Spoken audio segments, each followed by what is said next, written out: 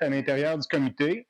Puis, ben, il va avoir la table des matières dans pas long, là. Fait que, en toute sincérité, Samuel, je suis vraiment content que tu vois ça à cause que je sais que là-dedans, nous autres, on pèle des nuages par endroits. Puis ça va permettre de voir aussi, d'avoir une idée un petit peu plus approfondie. Des fois, peut-être, OK, l'idée est bonne, mais ça serait peut-être mieux de passer comme ça ou ça, ou oublier ça. Tu sais, c'est sûr que là-dessus, on a besoin d'indications à cause que, ben, moi, à titre personnel, j'ai déjà été inspecteur au municipal. J'ai été inspecteur en environnement. Au côté environnemental aussi, je suis au niveau professionnel depuis une quinzaine d'années. Je suis présentement chargé de projet en environnement au niveau industriel. Fait que, en gros, c'est de prendre le bilan environnemental de l'usine où je travaille puis l'améliorer, tu sais. Puis, en toute sincérité, c'est là, présentement, que j'ai le plus d'influence positive au niveau environnemental, beaucoup plus que quand j'étais inspecteur en environnement. Parce que une des choses aussi que j'ai vu aller, c'est qu'il y a comme un peu deux règlements. Ceux qu'on voit de la rue, puis ceux qu'on voit pas de la rue. Oui, puis ceux qu'on voit pas de la rue, souvent, ça va être des personnes, on peut dire, qui ont un petit peu plus d'argent que les autres. Puis aussi, j'ai vu des aberrations au niveau réglementaire associées, entre autres, aux interprétations. Tu sais, il va y avoir un jour tel inspecteur, lui, il interprète le règlement de telle manière. Quand l'inspecteur change, ben l'interprétation est plus pareille. Puis là, le citoyen il est rendu non conforme. Tu sais. Puis moi aussi, ben, avec les constats que j'ai vus, j'ai participé à des rencontres pour les refontes réglementaires de la municipalité. Puis je me retrouvais avec du monde qui était ignorant. Puis que là, je vais vous donner un exemple. C'était sur un règlement qui était associé au déboisement. Que là, mon chef d'équipe voulait faire dire que pas le droit de déboiser plus que 100 mètres carrés une fois qu'on a mis la maison, la shed, la cour, tout ça. Puis là, la mairesse, la DG, tout ça, ils étaient tous contents de ça. Là, j'avais demandé, savez-vous, c'est quoi 100 mètres carrés? Ils ont été incapables de me répondre. Puis là, j'aurais dit, c'est à peu près gros comme la salle de conseil, là, au bord. Là, ah, ben, puis à ce moment-là, là, j'aurais dit, là, vous pensez quoi, là, qu'il y a que le monde qui va avoir un jardin, vont faire pousser les légumes de 11 heures à 1 heure? Oui, puis s'ils ont des enfants, ils mettent des jeux d'enfants, il leur reste 50 mètres carrés pour un jardin. Tu sais, j'ai vu des aberrations comme ça se faire. Puis là, j'avais quitté le municipal, puis récemment, il y a eu une aberration réglementaire qui était une goutte qui a fait déborder mon vase. Mais il y a un peu comme ce que Philippe a dit tantôt, toutes les gouttes avant étaient importantes. Là. Mais celle-là, là, a fait que je me suis dit, bon, ben là, je vais aller voir qu'est-ce qui est possible de faire. C'est un petit peu ça. Puis de là, j'ai été mis en contact avec le mouvement localiste. Puis de fil en aiguille, bien, je me suis retrouvé le gestionnaire du comité d'implication citoyenne. Puis c'est un petit peu le résumé de la réflexion, tu sais, un ensemble là, que je viens vous présenter. Fait qu'on part ça. Avant tout, ça c'est important, c'est pas des conseils juridiques. Ça, là. Puis c'est simplement le partage d'une réflexion. Puis à l'intérieur de tout ça, ben, il faut se garder des nuances dans cette réflexion-là, à cause qu'on n'a pas non plus tout ce qu'il faut pour juger de l'ensemble pour atteindre les objectifs. Fait que, il y a peut-être des erreurs, des incohérences que vous allez voir. Ça, c'est un peu normal. Nous autres, on peut dire c'est vivant, c'est fait pour évoluer. Puis ce que vous voyez qui est incohérent, dites-le nous. On va regarder ce qui peut être fait. Donc, table des matières. On va dire, tu sais, je vais dire un peu c'est qui qu'on est. Là, un petit mot sur la démocratie représentative, ce qui est là actuellement. Ensuite, il faut penser à un changement de paradigme pour se diriger vers ce qu'on peut considérer la démocratie participative. Fait que, comité d'implication citoyenne, ben, on peut dire, une branche du mouvement localiste.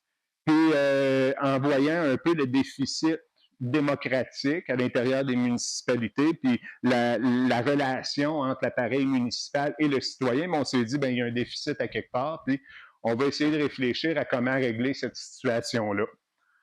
Puis, bien sûr, justement, en réfléchissant aux aspirations des citoyens. Là. Fait que les objectifs, l'un, c'est informer et former les citoyens sur le fonctionnement de l'appareil municipal ainsi que leurs droits et responsabilités. Parce que quelqu'un qui est informé, c'est quelqu'un qui est un petit peu plus difficile à mettre en boîte. En disant c'est comme ça, à cause c'est comme ça. Puis là, peut-être pas, gars, tu pensais à ce règlement-là. C'est important là, d'être informé. Ensuite, c'est de motiver l'implication citoyenne vers la politique municipale. À cause, c'est important, il est là le pouvoir. Si on l'abandonne, eux autres, ça les rend heureux. En toute sincérité, là, moins on va s'impliquer, plus ça va faire leur bonheur. Fait que, aussi, c'est de proposer des formations sur la politique municipale ainsi que le cadre réglementaire. Je dirais que cet objectif-là, on ne l'a pas nécessairement atteint. On peut dire qu'il est à moitié atteint à cause que ça fait un peu partie aujourd'hui de ce qu'il y en est, c'est de discuter puis informer, mais c'est quand même incomplet. On n'a aucune formation de montée présentement. Puis faciliter la coordination et coopération entre les citoyens et les élus municipaux qui souhaitent promouvoir un modèle de gouvernance respectueux de la souveraineté des citoyens. Bien, ça, c'est beaucoup de mots pour dire, il faut rebâtir la relation avec nos élus. Puis il faut qu'eux commencent à réellement aller dans le sens des citoyens.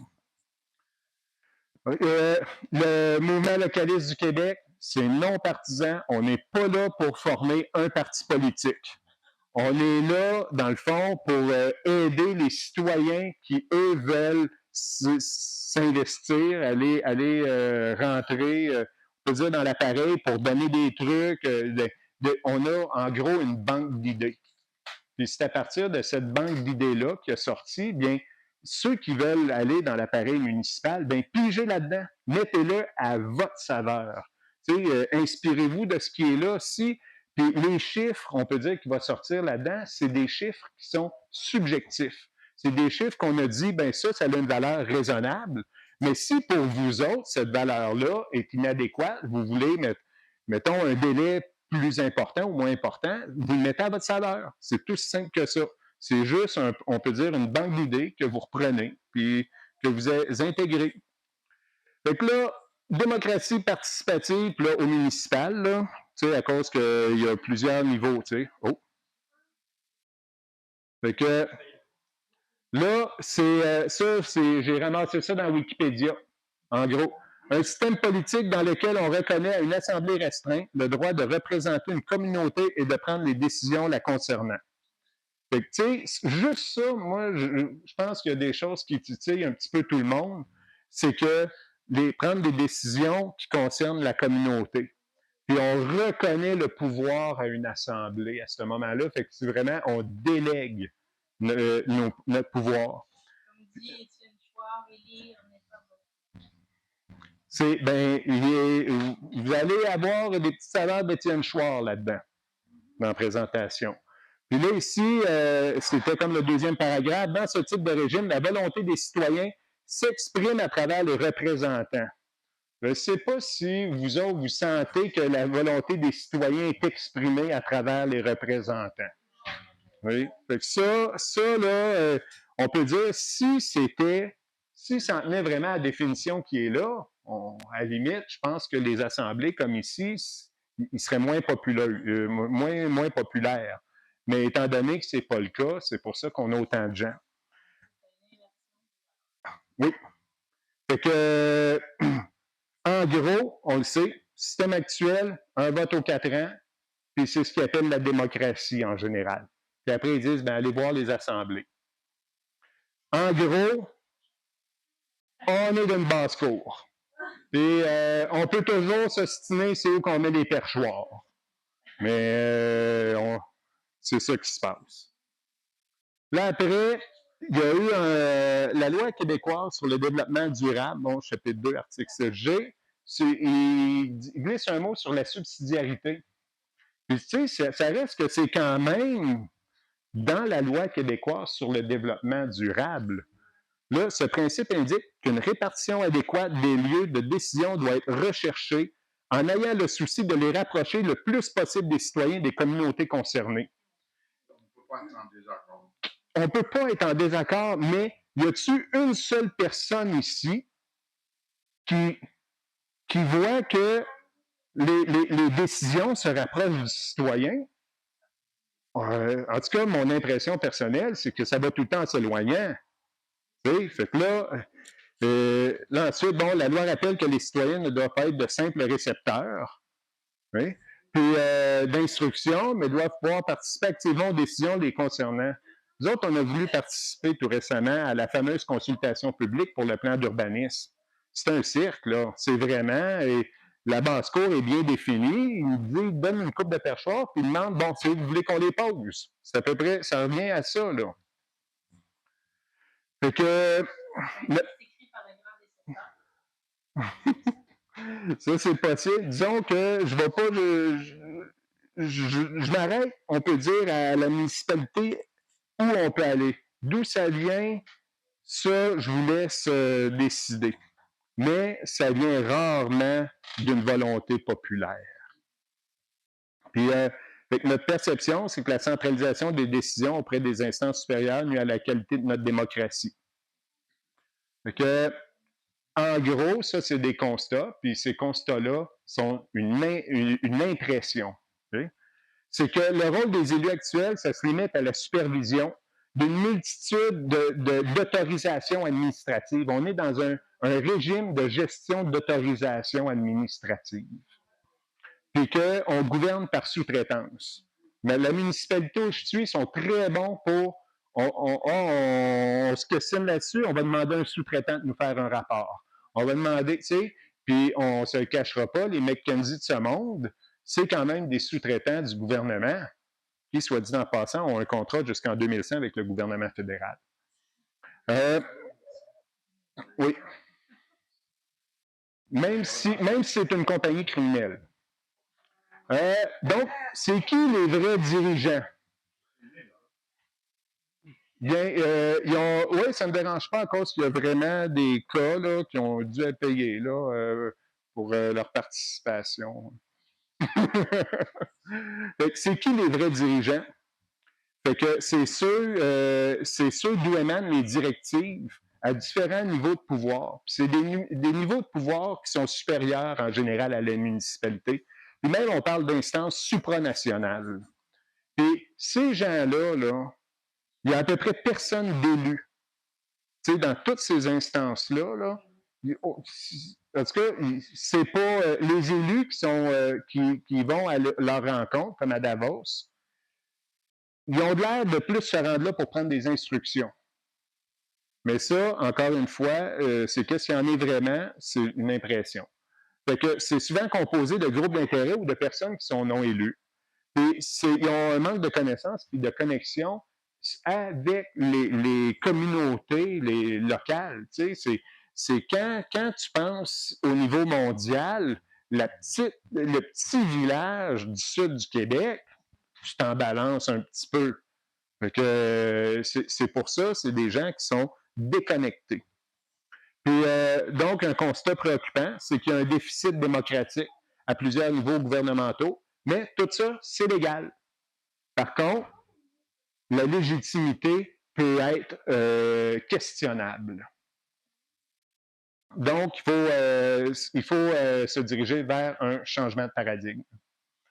La prémisse, c'est que la démocratie représentative semble de moins en moins répondre aux objectifs initiaux d'une gestion municipale selon les attentes des citoyens. Fait que, apparaît à partir de ça, c'est quoi la solution vers laquelle on peut se diriger?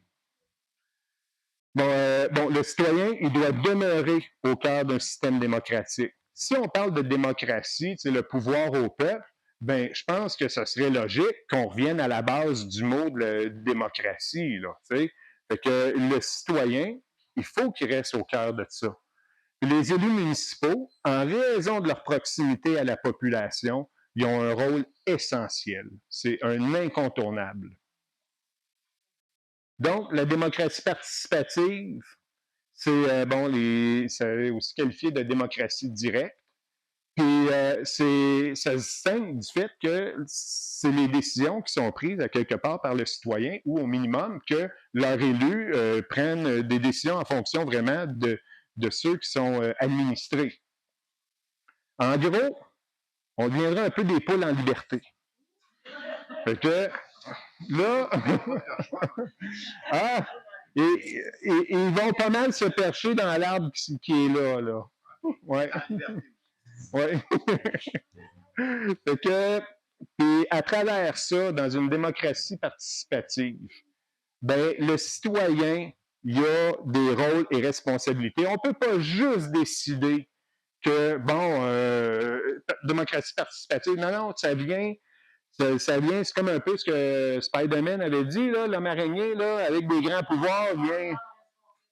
Ouais, fait que si on veut avoir des pouvoirs, là, ben, il y a des responsabilités qui viennent avec ça. C'est celui de s'informer.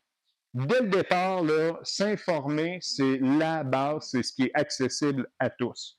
Là, il y a les infolettres municipales. À peu près toutes les municipalités ont une infolettre. Ça, inscrivez-vous à ça. Comme ça, vous avez accès, dans le fond, dans vos courriels, à voir un peu c'est qu'est-ce qu'il y en a. À cause qu'ensuite, la municipalité, si vous ne suivez pas, ils vont dire, on l'a annoncé dans l'infolettre. Tu avais juste à suivre. Fait que là, ça, c'est la base.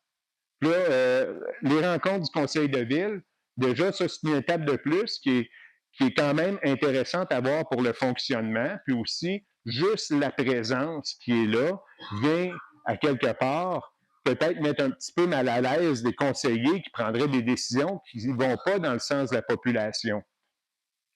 Là, après, il faut s'impliquer. Fait que les rencontres du conseil de ville, poser des questions, préparer, lire leurs documents pour arriver et les questionner sur ce qu'eux partagent. Là. Puis, il y a des comités municipaux dans différentes municipalités. À peu près toutes les municipalités maintenant ont des comités conseils en urbanisme, des comités conseils en environnement, les comités conseils en culture. Puis, je dirais, nous autres, dans notre réflexion, il y a un élément, un comité supplémentaire que je trouve qui devient essentiel. C'est un comité de médiation pour gérer des fois des chicanes de voisins au lieu d'aller foutre un inspecteur entre les deux. Il y a de proposer une vision. Tu sais, le citoyen, là, il faut aussi qu'il arrive pas juste en disant, en chiant. Il faut aussi qu'il explique vers où qu'il perçoit qu'il y aurait une solution potentielle, tu sais, un filon à exploiter. Ensuite, c'est demander la transparence. La transparence, c'est la base de tout. Puis même, je dirais, pour une municipalité qui veut augmenter l'implication des citoyens, doit d'abord commencer par être transparente, puis automatiquement, les citoyens vont chercher à s'impliquer. C'est pas une question de l'œuf ou la poule, c'est pas demander l'implication pour ensuite offrir la transparence. Ça, là, à mes yeux, c'est possiblement l'élément le plus important vers lequel il faut se diriger. Puis, l'autre élément, à cause, il y en a qui peuvent bien être transparents, mais s'il n'y a pas d'imputabilité, ils vont faire des crimes en toute transparence, mettons. Fait que ça marche pas plus, là. Ce qui est important, c'est, s'il y a des élus qui agissent mal, ben, ils doivent être imputables de ça. Puis il y a sûrement tous des processus aussi en place pour ça, mais des fois, on a l'impression qu'ils ne sont pas nécessairement appliqués. Fait que là, le comité d'implication municipale a travaillé au développement d'un tronc commun. Fait que, un peu comme je disais tantôt, c'est une banque d'idées avant tout. C'est une banque d'idées dans laquelle la réflexion est ouverte, dans laquelle n'importe qui peut piger. Vous n'avez pas besoin de piger toutes les idées. S'il y en a juste une qui fait votre bonheur, ben prenez-la, on aura déjà ça de gagné. Puis aussi, la réflexion est faite pour favoriser la subsidiarité. Donc, ramener, on peut dire, l'administration municipale à son niveau régalien. Je ne sais pas si j'ai bien utilisé là, le mot, mais j'ai l'impression.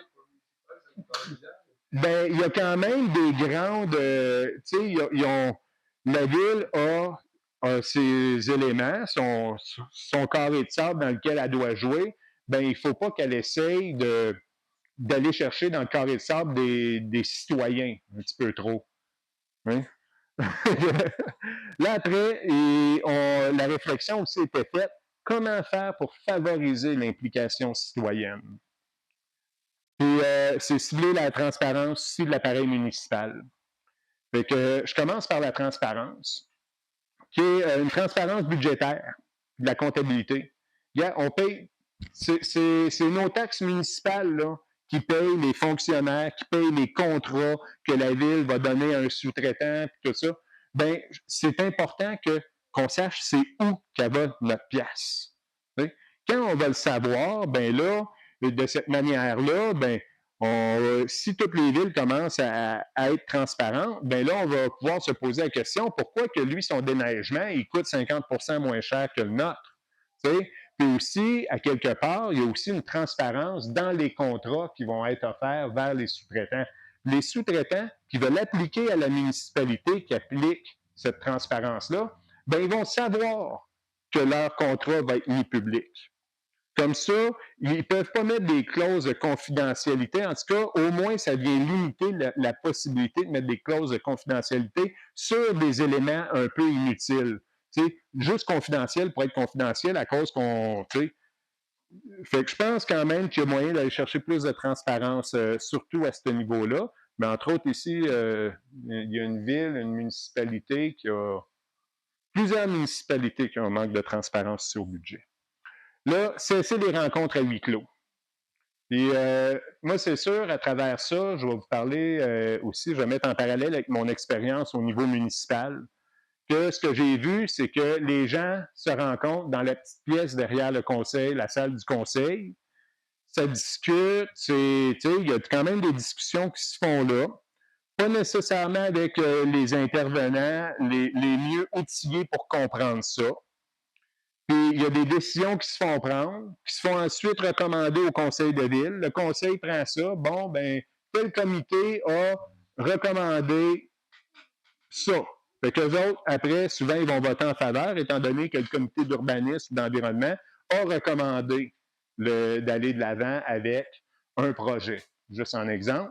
Fait que, de cette manière-là, si là, les rencontres avaient lieu à la place dans la salle de conseil, puis que les citoyens, sans avoir nécessairement le droit d'intervenir, mais au moins qu'ils avaient le droit d'aller s'asseoir dans la salle. Juste s'asseoir dans la salle, puis même à la fin de la rencontre, il y aurait des petits papiers, là, ils écrivent leurs questions, leurs commentaires, puis à la prochaine rencontre de ce comité-là, les 15 premières minutes sont utilisées pour passer à travers les questions, commentaires que les citoyens avaient précédemment.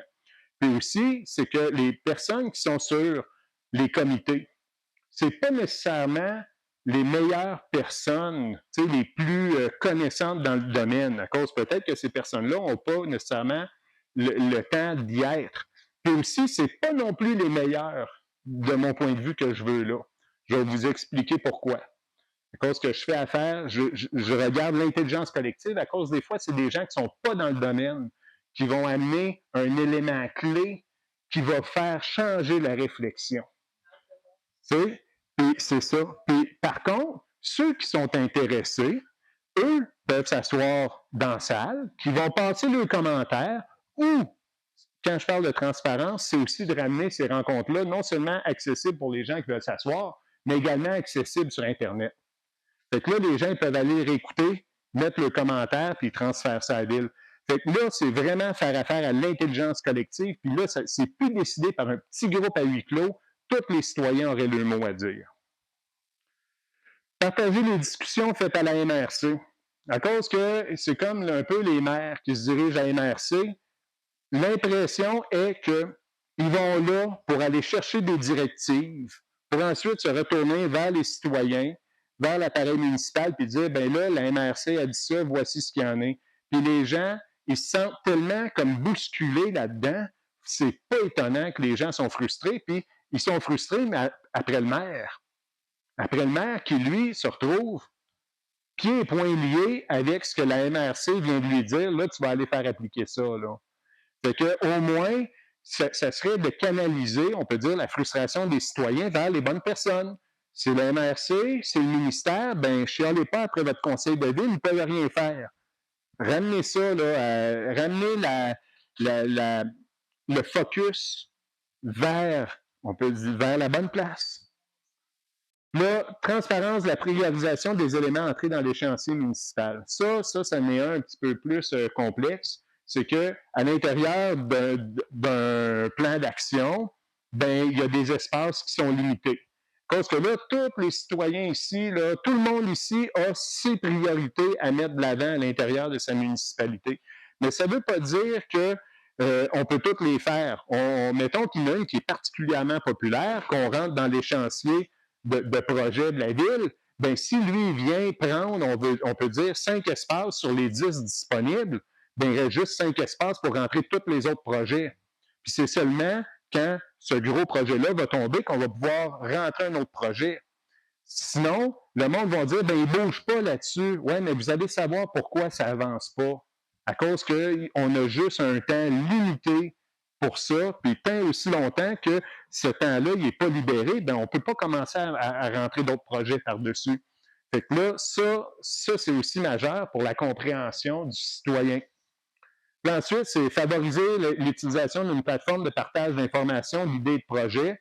De cette manière-là, ça fait que le citoyen lui-même peut arriver avec des idées, puis à l'intérieur du partage, des discussions qui seraient faites. Puis là, moi, je reviens avec le INO direct. Encore une fois, c'est que je vais vous dire un peu l'historique. Quand j'étais inspecteur, moi, je voyais le problème que les choses se faisaient à huis clos. J'avais déjà commencé à réfléchir à comment mettre en place une plateforme de partage que le citoyen pourrait arriver avec son idée, puis que la discussion se fasse, puis que son idée se fasse monter au conseil, puis ayant atteint un certain seuil, le conseil n'a pas le choix de se pencher sur ça. Puis là, j'expliquais ça dans une de nos rencontres. Là, je voyais le sourire de Philippe qui allait en grossissant. Puis, pour me dire, en bout de ligne, ben, ça fait 15 ans que je travaille quelque chose comme ça. Fait que là, je me suis dit, bon, ben, ça sert à rien de réinventer la roue, c'est déjà là. Puis ça, c'est majeur à cause que ça permettrait, cette plateforme-là, un citoyen, le citoyen lambda, là, on peut dire l'édenté pas éduqué, là, pas vacciné en plus, OK? que à partir de là, s'il partage son idée, son idée fait du sens, les citoyens discutent autour de ça, puis si ça prend dans le vent, bien, ça va monter, puis les conseillers, ils n'auront pas le choix maintenant là, de se pencher là-dessus, à cause que tout va avoir été fait en toute transparence. Puis ça ici, là, c'est une des clés de l'implication citoyenne. À cause que nous autres, la participation qu'on a faite à la consultation publique, je vais vous le dire, 3 heures.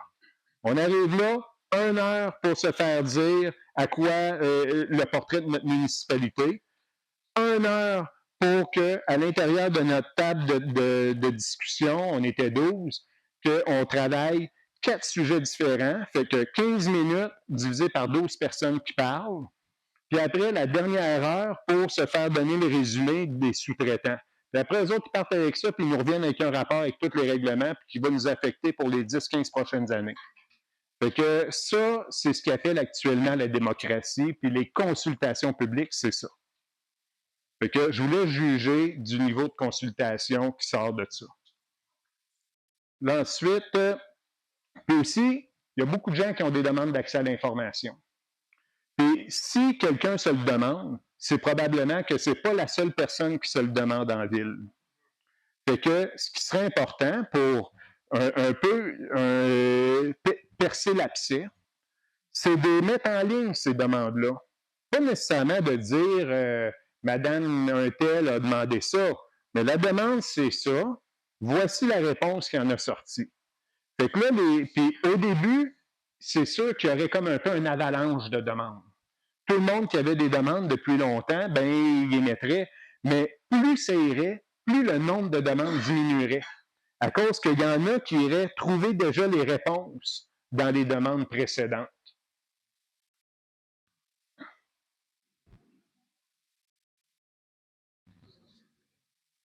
Ah!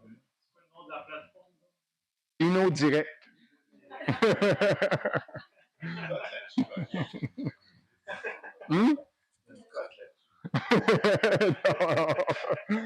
Une cote morale. Refonte réglementaire. Moi, ce que je vois, c'est d'abroger rapidement tous les règlements qui ne sont pas obligatoires. Tous les règlements qui ne sont pas obligatoires via ce qui découle du provincial, du fédéral, de la MRC, on abroge ça. Pas nécessairement la semaine même, quand même, peut-être avec une certaine réflexion autour, mais l'objectif, c'est abroger tout règlement non obligatoire. Puis encore une fois, je vais vous parler d'une expérience personnelle. Des règlements qui sont là depuis 30-40 ans, les gens ne savent même plus pourquoi c'est là. Ils ne savent même pas pourquoi, mais ça devait avoir du sens. C'est pour ça que c'est voté, puis ils n'osent même pas se re-questionner sur la pertinence de ça. Mais là, je vais faire l'avocat du diable. Tous les règlements obligatoires, si je comprends bien, viennent d'en haut. Oui. Et les règlements non obligatoires, c'est des règlements locaux. Oui. On veut abolir les règlements locaux. Oui. Contre-productif, le localisme? Non. Regarde ça. Mais encore. Je peux te permettre juste oui. une nuance, c'est que les règlements obligatoires dont lui parle, c'est les règlements qu'on est. Ceux qui ne sont pas obligatoires, c'est ceux qu'on n'est pas obligé d'adopter. Ça ne veut pas dire que les règlements d'en haut, donc provinciaux ou les lois provinciales, sont les seuls éléments obligatoires. Des fois, il y a des éléments de programme qu'on est obligé d'adopter, simplement parce que le législateur provincial a dit tu dois adopter, par exemple, un règlement de zonage. Mais tous les éléments du règlement de zonage ne sont pas dictés par des normes d'ordre supérieur. Fait que ce que tu es en train de dire, c'est ce qui n'est pas dicté par des normes supérieures et qu'on n'est pas obligé d'adopter comme élément programmatique dans la réglementation, on l'abroge. On les revisite toutes. On les revisite toutes, puis faute de ne pas avoir une bonne justification de sa présence, on l'abroge. Je dirais, avec un travail comme ça permet à chaque règlement de dire. Ce qui est important à chaque règlement, c'est de bien préciser ce règlement-là, il ne vient pas de la mairie. Ce règlement-là, c'est une obligation du provincial. Ce règlement-là, c'est une obligation de la MRC. Transparence, transparence, transparence. Tous les règlements, on sait d'où ça vient. Crie pas après moi, crie après la MRC, crie après le. Et la prochaine fois que tu vas voter, pense que c'est lui qui t'a mis ça. Oui. Est-ce que je peux. Oui. Moi, j'ai vu ma MRC, je crois que c'était la MRC qui a fait ils ont voté une motion pour donner leur avis à un ministère sur quelque chose qui pour eux ne fonctionnait pas. Moi, je pense que ça a plus d'appui, ça a plus de force si ça vient d'une municipalité ou d'une MRC, de pousser une idée par en haut pour dire hey, ça dans la réglementation, là, ça ne marche pas. Parce que si l'UMQ, l'Union des municipalités du Québec, la Fédération des municipalités du Québec s'y met, parce que dans leur réunion une fois par année, on peut faire aussi là, des motions de dire hey, on aimerait ça que la FQM nous appuie pour dire que telle chose qui vient du provincial, ça ne fonctionne pas, on n'en veut pas. Là, ça pousse dans l'opinion publique, c'est beaucoup plus fort que ce qu'un citoyen pourrait dire bon, ah, OK, ça c'est le gouvernement provincial qui a obligé ça, mais j'ai pas de prix, je sais pas par où passer. J'ai l'impression qu'on peut quand même demander à nos élus locaux de dire OK, ça vient pas de toi, mais fais quelque chose oui. avec ça. Bien, ce point-là, il est réfléchi, puis je pense qu'il est peut-être dans l'autre image, la suite. Là. Mais c'est couvert là-dessus. Puis là, ici, c'est aussi d'implanter un règlement qui réfère à l'obsolescence d'un règlement après un certain nombre d'années. Donc, tout règlement non obligatoire, ben, après 20 ans qui est en place, obsolescence automatique. Donc, s'ils veulent le conserver, ils vont devoir le voter à nouveau. Fait que là, il n'y a plus d'histoire de ne pas savoir d'où vient le règlement comme tel, là. Il va falloir qu'ils se repenchent à nouveau, puis réfléchissent à ce qui est pertinent, oui, non, et là, le débat se fait. Après, toute adoption de nouveaux règlements, c'est par référendum citoyen. C'est simple comme ça. On abroge, on rend une obsolescence sur les règlements, puis quand ensuite on adopte un nouveau règlement, c'est par référendum citoyen. Fait que là, à nouveau, c'est plus à huis clos que ça se fait décider. Ça va être vraiment le référendum, on peut dire, on le rend sexy à nouveau, là. C'est que il faut, à travers ça, que ce soit la volonté des citoyens qui s'exprime. Puis un peu la beauté de ça, c'est que les municipalités tomberaient un peu avec il y avait une personnalité. Au lieu que ce soit tout homogénéisé à grandeur partout, chaque municipalité pourrait se développer eux-mêmes leur personnalité en fonction de ce que les citoyens à l'intérieur de cette municipalité-là veulent comme nouveau règlement. Moi, par rapport à ça, je sais que de toute façon, ça avait été répondu tantôt, l'affaire de référendum citoyen de ne pas enlever de pouvoir, mais je voulais revenir sur le point d'avant. L'obsolescence des règlements. Dans le fond, après 20 ans, c'est que voter un règlement qui fait que tout règlement qui a plus de 20 ans rentre dans une catégorie d'obsolescence pour qu'il soit reconduit ou soit abrogé. Oui. OK.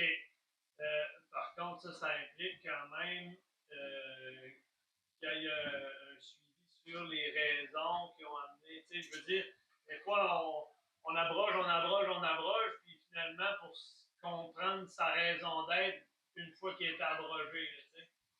Fait que, tu sais, il y a un petit risque quand même de tout abroger, oui, sans avoir compris initialement l'origine de la raison d'être. Bien, il y a un risque à la démocratie. On ne se le cachera pas, là. Puis à ce moment-là, si c'est par référendum citoyen, en plus, que la discussion est ouverte avant. Là, c'est que je ne veux pas aller trop loin dans le détail, mais il y a quand même en arrière de ça tout un processus sur lequel on a réfléchi, comme quoi, ben, il faut que ce soit présenté avant au monde pour qu'il y ait une discussion ouverte à l'intérieur de ça, avant que la première motion comme telle, avant que tout le processus s'enclenche, on peut dire le processus officiel de la mise en place d'un règlement. Nous autres, on viendrait quand même mettre une étape de discussion avant ça. T'sais? Comme ça, puis que ça revienne, là, il y a comme une loupe là, entre, en tout cas, il y a quand même une discussion, puis à travers ça, on peut dire l'intelligence collective, la mémoire collective aussi va y être. Hey, on a adopté tel règlement à cause de ça, puis là, les gens vont en discuter. Ouais, mais là, la situation est rendue différente, puis ça va être aux gens de défendre leur point de vue. Aujourd'hui, il n'y a pas de limite aussi à la capacité de magasiner d'informations. Il y a moyen d'avoir un historique de ce règlement-là. Ça m'écrire un journal. C'est vraiment intéressant. Moi, j'aime ça. C'est comme une façon de repartir à zéro d'une page blanche sans avoir à créer un nouveau village. Oui. C'est facile. Oui, mais ça, il y a quand même quelque chose qui est majeur, c'est de noyauter le conseil. Ça, il n'y a pas à sortir de là. Il ne faut pas que le conseil de ville devienne un frein. Parce qu'actuellement, dans ma municipalité, il y a un conseiller, il est tout le temps tout seul contre le reste. Puis là, moi, j'ai été le rencontrer, puis j'y ai présenté mes affaires, puis il m'a dit qu'il se représentait à nouveau si je me présente. Comme moi, je vais me présenter comme maire. Puis, fait que là, lui, mais... 99,9 jusqu'à maintenant. Ben, je me garde encore 0,1% de peut-être pas, là, mais je suis vraiment là à canton de Stansted. Puis il y a des très gros bonnets dans ma municipalité. Des maisons pas chères, comme on peut y aller. Puis là, fait que là, pour continuer ici, fait que aussi ce qu'on pensait, ce qui avait été discuté quand même précédemment, mais que là, la réflexion a évolué avec la conférence précédente. Étant donné qu'ici, ben, on se disait que tout nouveau règlement doit être accompagné d'objectifs et de critères d'évaluation de performance. Mais là, en fonction un peu de ce qui a été dit précédemment, on pourrait simplement ajouter, au lieu de mettre des objectifs et des critères d'évaluation de performance, simplement dire, après 2 ans, tu sais, c'est comme un peu un permis probatoire, là. Le règlement, on lui donne 2 ans, puis après 2 ans, on fait juste le revisiter pour dire si oui ou non, et il va de l'avant. Tu sais, c'est pertinent. Puis, il n'y a rien qui nous empêche d'y mettre des objectifs, des critères de performance pour nous aider à évaluer sa pertinence. Tu sais, pour voir après le 2 ans s'il répond. À ce que je sache, il n'y a rien qui nous empêche, mais sans que ce soit un des éléments qui deviendrait comme un peu judiciable. C'est pas. J'ose pas m'avancer, là, mais tu sais, en gros, je pense qu'il y a quand même quelque chose à réfléchir dans cette direction-là, pour pas qu'il y ait juste des règlements qui se fassent pousser, puis qu'après 5 ans ou après 2 ans, on se rend compte que ça sert absolument à rien, puis qu'on l'a pour vitam aeternam, là. C'est ça, que ça n'a rien réglé, mais juste eu de la frustration supplémentaire. La ville peut s'obliger à produire des rapports sur la performance. Tant que cette obligation-là, qui a été prévue par règlement, est sur les livres, et dans les livres, un citoyen pourrait, en cas de défaut, saisir la Cour, et la Cour ordonne à la ville de le faire. Simplement, on peut pas enlever au Conseil le pouvoir d'abroger ce mécanisme-là après. Non. En tant que tel, c'est pas ineffectif judiciairement. OK. Mais moi, ce que je fais le pari, là, c'est qu'une fois que la population va avoir goûté à ça, là, elle ne voudra pas revenir en arrière. Avoir le Dieu de dire, ça va être difficile pour un nouveau maire ou un nouvel élu d'avoir l'odieux de dire, on avait jusqu'à maintenant validé que les règlements servaient à quelque chose, mais là on a décidé qu'on va mettre des règlements sans vérifier. C'est ça. Il y a une part d'odieux. C'est pas vendeur. Il y a une part d'odieux difficile à assumer. On va le payer cher. Ben, c'est ça. Puis après, ben, si, en tout cas, moi, c'est la gageure que je fais à travers ma réflexion, c'est qu'une fois que les citoyens auront goûté à ça, ça ne leur tentera pas de revenir. Puis là, puis comme remettre en question les règlements imposés par la MRC, on a eu quand même des bons indices de réponse tantôt avec le schéma d'aménagement, là, il n'y a rien à faire. La MRC arrive, l'impose. Puis aussi, je ne sais pas si l'autre après c'est ça, mais tu sais, même aussi dans ma réflexion, c'était de voir si on pouvait donner le fardeau de la job là, à la MRC. Mais la réponse, c'est non. Fait que ça a permis de répondre à certaines de mes questions, là. Mais ici, un processus pour citoyens afin de proposer un règlement. Ça, c'est justement avec la plateforme d'échange. Puis, pour tout nouveau règlement, le demandeur, même citoyen, a le fardeau d'expliquer la pertinence du règlement proposé. Mais tu sais, ça, à l'intérieur de ça, encore une fois, c'est sur la plateforme d'échange, quelqu'un qui arrive et qui dit « Hey, moi, je pense là, qu'il faut empêcher on peut dire, les gros chiens à telle place. » Ben, c'est à lui de s'expliquer pour essayer de convaincre suffisamment de monde pour que ce règlement-là devienne un règlement. Tu sais? Fait que là, ça, même, je dirais, c'est quand j'y pense, c'est un petit peu inutile. C'est comme déjà sous-entendu. Fait que là, subsidiarité, favoriser le fait qu'un citoyen est libre d'agir sur son terrain s'il n'a aucun impact significatif sur son voisinage ou environnement. Fait que, tu sais, à quelque part, là, les gens, ils veulent faire attention à leur terrain. Il va tout le temps avoir du monde qui va exagérer. Tout le temps. Puis le problème, c'est que c'est la personne qui exagère après qui est utilisée comme exemple pour mettre un règlement. Oui? Mais il faut accepter, on peut dire, en géographie, il y a le concept d'une zone sacrificionnelle. Oui? Fait que, OK, on le sait que certains vont exagérer, mais ce n'est pas nécessairement une raison pour barrer tout le monde. Oui? Fait que, Là, après, puis c'est d'offrir aux citoyens une possibilité, surtout maintenant à l'ère du numérique, ça serait facile là, pour les gens qui vont sur la plateforme de la ville. Là, ils veulent aller, mettons, abattre des arbres dans un certain secteur. Bon, ben ils vont sur le site de la ville, ils rentrent sur leur, mettons, plateforme personnelle, là, tu sais.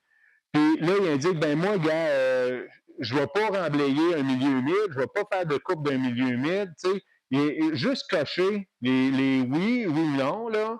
Puis si ça répond aux critères, tu sais, il fait enter, puis il n'y a pas besoin d'attendre un permis.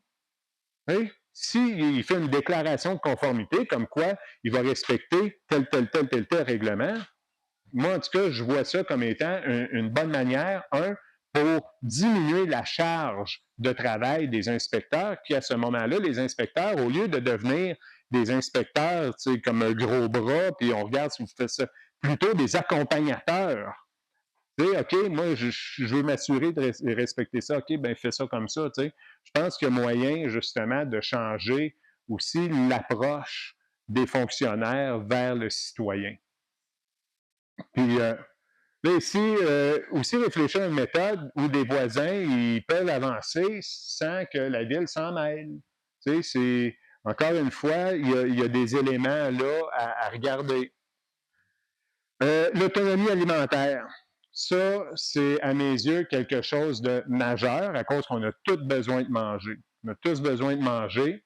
Puis, dans les lieux publics, tu sais, au lieu d'aller planter, mettons, des érables, des pins, tu sais, c'est beau, tout ça, mais pourquoi pas favoriser des fruitiers? Tu sais? Ouais, mais même là, tu les laisses aller, tu t'en fous. Même si il y a des champignons qui pognent dessus ou des parasites, ben, tant pis. Tu sais, tu les laisses aller, au moins le temps des fleurs, les pollinisateurs vont y aller. Tu sais, je pense qu'il faut laisser aller un peu plus les choses. Puis aussi, c'est que j'ai un bel exemple, là, à Magog, pas loin d'un des barrages. Il y a un immense prunier au milieu d'un genre de rond-point, pas loin du parc à chiens. Un immense prunier. Nous autres, à Manon, on y a été, puis on est parti avec un sac de prunes.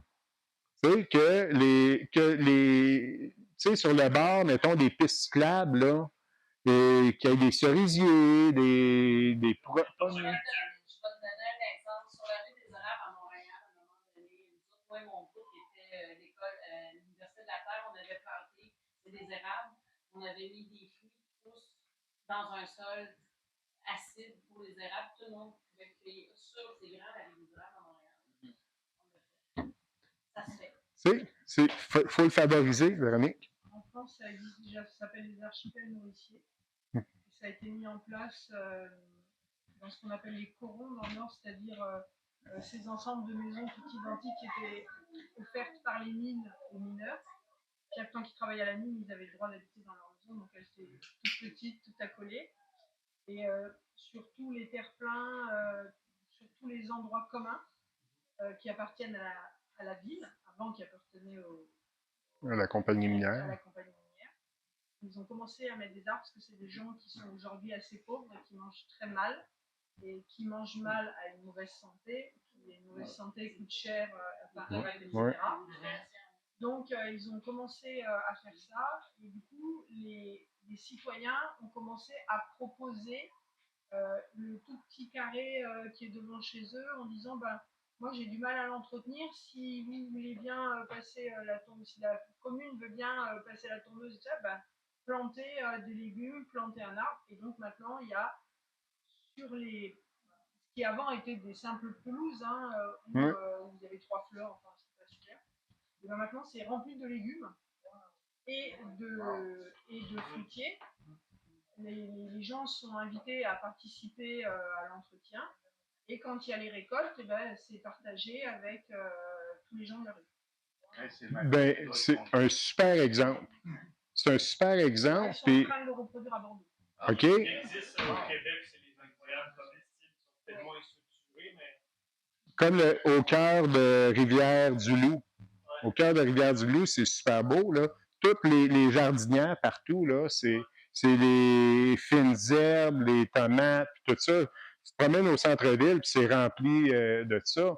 Puis, tu sais, disons, moi, je vois peut-être ça un petit peu moins organisé. Peut-être qu'il y a des villes qui vont s'organiser, mettons, pour les récoltes, des choses comme ça, mais moi, je vais pas m'en dire déjà, commençons par les planter, puis ça va être un début. Tu sais, après, on va voir qu'est-ce qu'il y en a. C'est sûr qu'encore une fois, il va y avoir des années qu'il y a du monde qui vont exagérer, qui vont arriver là, puis qui vont partir avec 10 sacs de pommes, puis des choses comme ça. Mais rapidement, moi, ce que je pense, c'est que celui qui va arriver avec 10 sacs de pommes, au moment où il écueille, il y a peut-être du monde qui vont passer et qui vont dire hey, peut-être que tu exagères un petit peu. Là. Et Ce qui va arriver, ce qui est arrivé souvent des projets comme ça, c'est le maraîcher qui allait voir la municipalité qui dit hey, là, tout est gratuit, puis moi, je suis capable de vendre mes affaires. Fait que là, je suis pas avoir mon objectif commercial. Fait que là, ce qui fait que là, ils sont allés raser tous ces jardins-là. Pas parce qu'il y avait des problèmes d'entretien, mais c'est parce que ça nuisait au commerce du producteur local. Il y aurait peut-être moyen de sensibiliser les maraîchers pour faire un enfant. Le problème, c'est parce qu'on est tous poignés dans un système d'économie. Oui, mais c'est ça, c'est que là, les maraîchers, je pense qu'en agissant aussi comme ça, ils se tirent un peu dans le pied. Tu sais? Fait que, Véronique. Oui, ça a justement été mis en place dans des quartiers très pauvres. Parce que de toute façon, ces personnes-là n'auraient jamais été acheter des légumes parce qu'ils n'ont pas les moyens d'aller les acheter. Ouais. Et pour aller au bout du projet, ça a été mis en place par des jardins d'insertion. Ce sont des jardins maraîchers qui sont des outils pour réinsérer du public très très loin de l'emploi, des gens très abîmés, des primo-arrivants, etc. Et du coup, c'est eux qui ça leur sert de terrain pour avancer sur leur insertion. Donc, ça travail des compétences. Économie sociale et solidaire, économie circulaire et lien social. Parce qu'autour de ça, les gens ils viennent, ils discutent, ils palabrent, ils échangent une recette de cuisine, etc. Ben, c'est ça, c'est aussi de reformer les liens. Tu sais, c'est à quelque part, ça reforme les liens. On va déjà commencer par enlever tous ces maudits règlements qui interdisent en façade d'avoir autre chose que du gazon et des fleurs et qui interdisent d'avoir un potager en façade des maisons. Mais ça c'est un autre point. Oh. Ne pas entraver l'exploitation de fermettes par les citoyens. Tu sais, puis même là, puis ça va chercher aussi, tu sais, en changeant des spécificités en fonction des zones. Mais tu sais, ça, le bel exemple, un exemple qui a été excessivement populaire dans les dernières années, c'était le jeune couple à Drummondville. Tu sais, que le seul endroit qui est intéressant pour jardiner, c'est l'avant de leur terrain, parce que c'est franc sud, puis ils n'ont pas le droit d'avoir rien d'autre que de la pelouse. Tu sais, c'est un petit peu une absurdité. Puis moi, je dis aussi, il y en a un maraîcher que j'ai suivi pendant un bon bout de temps, ses vidéos sur YouTube. Le gars, il est à Kelowna. C'est le urban farmer, le fermier urbain. Puis lui, là, dans le fond, c'est qu'il y a des ententes avec des voisins. Puis il cultive les terrains, tu sais, les terrains de ville, là. Puis lui, il est en ville, le gars, là. Mais tu sais, c'est qu'il a rendu son terrain, lui, hyper productif, mais il y a aussi des ententes avec des voisins un peu partout dans son quartier. Puis il fait le tour, puis lui, dans le fond, il a l'équivalent d'une grosse superficie de culture, mais partagée sur plusieurs terrains résidentiels en milieu urbain. Un chum qui fait ça, lui, il est à Bois-Arnois. La municipalité, il avait envoyé l'année passée, il fallait tout mettre en œuvre d'ici l'hiver. Tout son jardin qui avait fait plein avant chez eux. Il y a eu une grosse pétition dans la journée même, ça a été enlevé. Ils ont enlevé cette motion-là. Il a refait son aménagement. Ça a fonctionné. Oui, c'est enlevé le support de Les jardins sur 2-3 Oui, il faut regarder où exploiter. À Drummondville. Oui. Il y a 3-4 ans, je ne sais pas si le règlement va changer, mais c'était on a le droit de mettre un jardin dans la façade de la maison, mais pas dans le premier 4 pieds sur le bord du trottoir. Puis l'autre 4 pieds, il ne faut pas que ça soit plus que 4 pieds de haut. Après ça, le reste, tu peux faire ce que tu veux. OK. Dans les maisons. Ben, ça d'après moi, c'est que ça a changé. Ils ont dû réajuster le règlement. En gros, ça serait un bel exemple d'une victoire citoyenne. Ça, c'est encadré plutôt qu'interdit. Ouais. Pression du public, la pression du public, la pression du public. Et une fois que dans un village, tu permets ça, puis que les gens voient que c'est le fun, etc., ça devient très difficile. C'est pour ça que c'est tellement important de documenter les bons coups qu'il y a partout et les choses qui marchent quelque part, parce qu'après, c'est facile pour un citoyen d'arriver à sa vie, de dire eux, ils ont le droit, pourquoi moi, j'ai pas le droit? Regardez. Et puis d'arriver avec des photos, d'arriver avec des choses en disant regardez, c'est bien, puis si vous voulez, je peux me faire venir les gens, on va vous expliquer comment ça marche. Donc, créer de plus en plus, de la même manière qu'ils le font à l'envers, créer de plus en plus de choses qui ont été réussies, puis de les montrer. Parce eux, dans le fond, ils prennent un échec, ils poussent l'exemple d'un échec pour réglementer plus fort. Fait que l'idée, je pense, c'est justement, c'est de pousser plutôt un succès pour faire réduire la réglementation. Ouais, ben, je sais pas si c'est la place ou le moment, mais j'ai une idée qui me vient. Tu sais, j'entends pétition, j'entends les actions collectives. On a une population qu'on entend beaucoup moins. Il faudrait avoir des idées, qui n'ont pas les moyens. Pour qui c'est pas accessible. Ce qui fait que ceux qui se mobilisent, ben, c'est souvent assez d'argent, assez de disponibilité pour l'agir.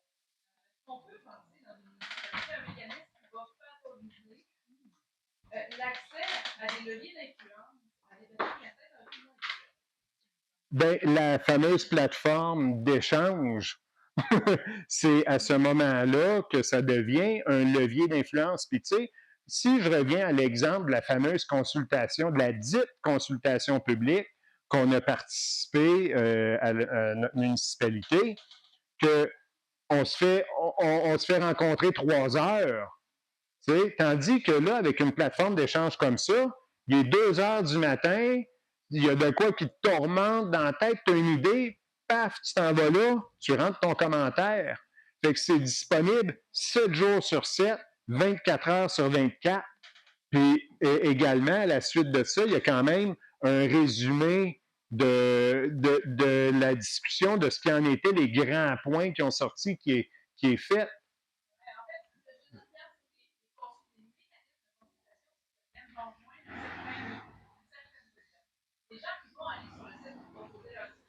Oui. Ben, donc, de penser peut-être une qui est sur le terrain, qui va donner d'autres moyens, exemple, des oui. Il va pas rendre il va pas le comprendre, il hésite, ben moi, je m'en occupe de faire cette démarche-là. C'est sûr qu'après, il y a moyen de pousser ça, d'augmenter, on peut dire, la résolution pour rejoindre les citoyens, là, mais présentement, autant dire qu'il n'y a rien. On part sur une feuille blanche, fait qu'il faut commencer avec un plan d'action, puis après, à l'intérieur du plan d'action, on va commencer à clarifier les zones qui a encore des lacunes. Ça va nous permettre de cibler les lacunes, puis OK, de quelle manière. Pour ne pas non plus anticiper trop de problèmes d'avance, mais déjà, il y a un gros problème général qu'on connaît. C'est le manque de consultation, le manque de représentativité de l'opinion citoyenne à l'intérieur de leur instance municipale. Bien là, c'est ça qu'il faut adresser. Puis après, on va regarder c'est où qu'on peut améliorer. Puis lentement, un pas à la fois. Il faut être étapiste. Attends un petit peu. Ici, ensuite. Une petite aventure, j'ai vécu il y a à peu près 30 ans chez Coutinard. On avait bâti une maison, puis il y avait un magnifique bois en arrière, puis on était face au sud. Donc, on avait fait notre jardin en avant de la maison, dans un quartier un peu BCDG. Là. Puis, on a fait ça quelques années, puis là, il y a des nouveaux voisins qui sont venus se bâtir à côté de chez nous, puis qui se sont plaints. Alors, on est allé voir la municipalité, puis ils ont dit, il faut que ce soit uniquement de l'herbe ou des fleurs. Parfait. Fait que nous, on a planté des courges, des concombres, des tomates. Ils n'ont pu rien faire parce qu'il n'y avait pas spécifié les espèces de fleurs. qu'il fallait planter. Bon, ben, c'est beau. Des fois, le problème, c'est qu'ils veulent interdire, c'est qu'ils ne sont pas capables d'initier des choses. Si on regarde, on a présenté un projet à un moment donné à la MRC d'Arthabasca. Aux 22 municipalités, on a offert de faire 3 jardins dans des terrains publics pour offrir à la population, puis on formerait les gens, donc les citoyens qui l'entretiendraient, qui seraient formés, etc., puis la nourriture serait donnée. Puis sur les 22 municipalités, il y a 5 maires qui sont venus. Il fallait en choisir 3 municipalités pour le faire. Ils ont tellement incité pour les 5 à avoir le jardin dans chacune des municipalités qu'il a fallu qu'on modifie les budgets, etc. Ils ont offert aux autres de contribuer pour baisser les frais au maximum, qu'on soit capable de prendre les 5 municipalités pour faire le projet dans les 5. Donc, il y a eu 5 jardins, 15 personnes dans chacune des municipalités qui ont été formées pour faire le jardin autofertile. Puis le jardin existe depuis 4-5 ans. Ben, ça, là... En effet, j'insiste que ça, c'est le genre de victoire qu'il faut qu'on rentre. T'en as un autre C'est pas les municipalités qui ont été. Quelle municipalité? C'est pas le Drummondville? Non, dans la MRC d'Arthabasca. C'est lesquels? Saint-Samuel, Toutes des 5 Saint-Hélène, Toutes des 5 quelque chose. oui, je sais plus par cœur, c'est pas 5 ans. C'est vraiment des choses qu'il faudrait documenter, qu'on mette sur le site. Oui. Vraiment. Oui. Un point négatif, mais qui est positif en même temps, sur les 15 personnes dans chacune des municipalités qui s'occupaient du jardin, à un moment donné, il y en avait 15, 10, 5, 2, du tout. C'est pas parce que le projet n'est pas intéressant, c'est parce qu'ils ont tous fait le jardin chez eux après. Ils ne peuvent plus s'occuper du jardin commun. Donc, le but, c'était ça. C'était que ça se multiplie. Apprendre au monde à pêcher. C'est ça. Ouais, c'est ça. Ouais. Pour faire du coup son idée, Oui. Denis Lemieux, qui n'est pas ici, il a parti un projet, c'est un jardin dans ma cour pour les aînés. C'était fait, je vous le dis, le propageur bonne nouvelle, des agronomes, des étudiants en agronomie sont allés partir des jardins dans la cour des personnes âgées qui sont seules. Puis qui ont c'est ça, et puis ils allaient faire leur tour, ils entretenaient les jardins, les personnes âgées avaient juste à aller comme zoomer dans le jardin. Puis ramasser leurs tomates, leurs petites fèves, tout ça, puis ils jasaient en même temps, ça cassait la solitude. Ça a marché pendant 3 ans. Ben, ça, j'aime ça à cause, en plus, je fais le lien avec une discussion que j'ai eue à midi. C'est à 50 des lacs, c'est dans le Mais tu sais, c'est que ça, c'est le genre de modèle reproductible pour les municipalités qui se disent amis des aînés.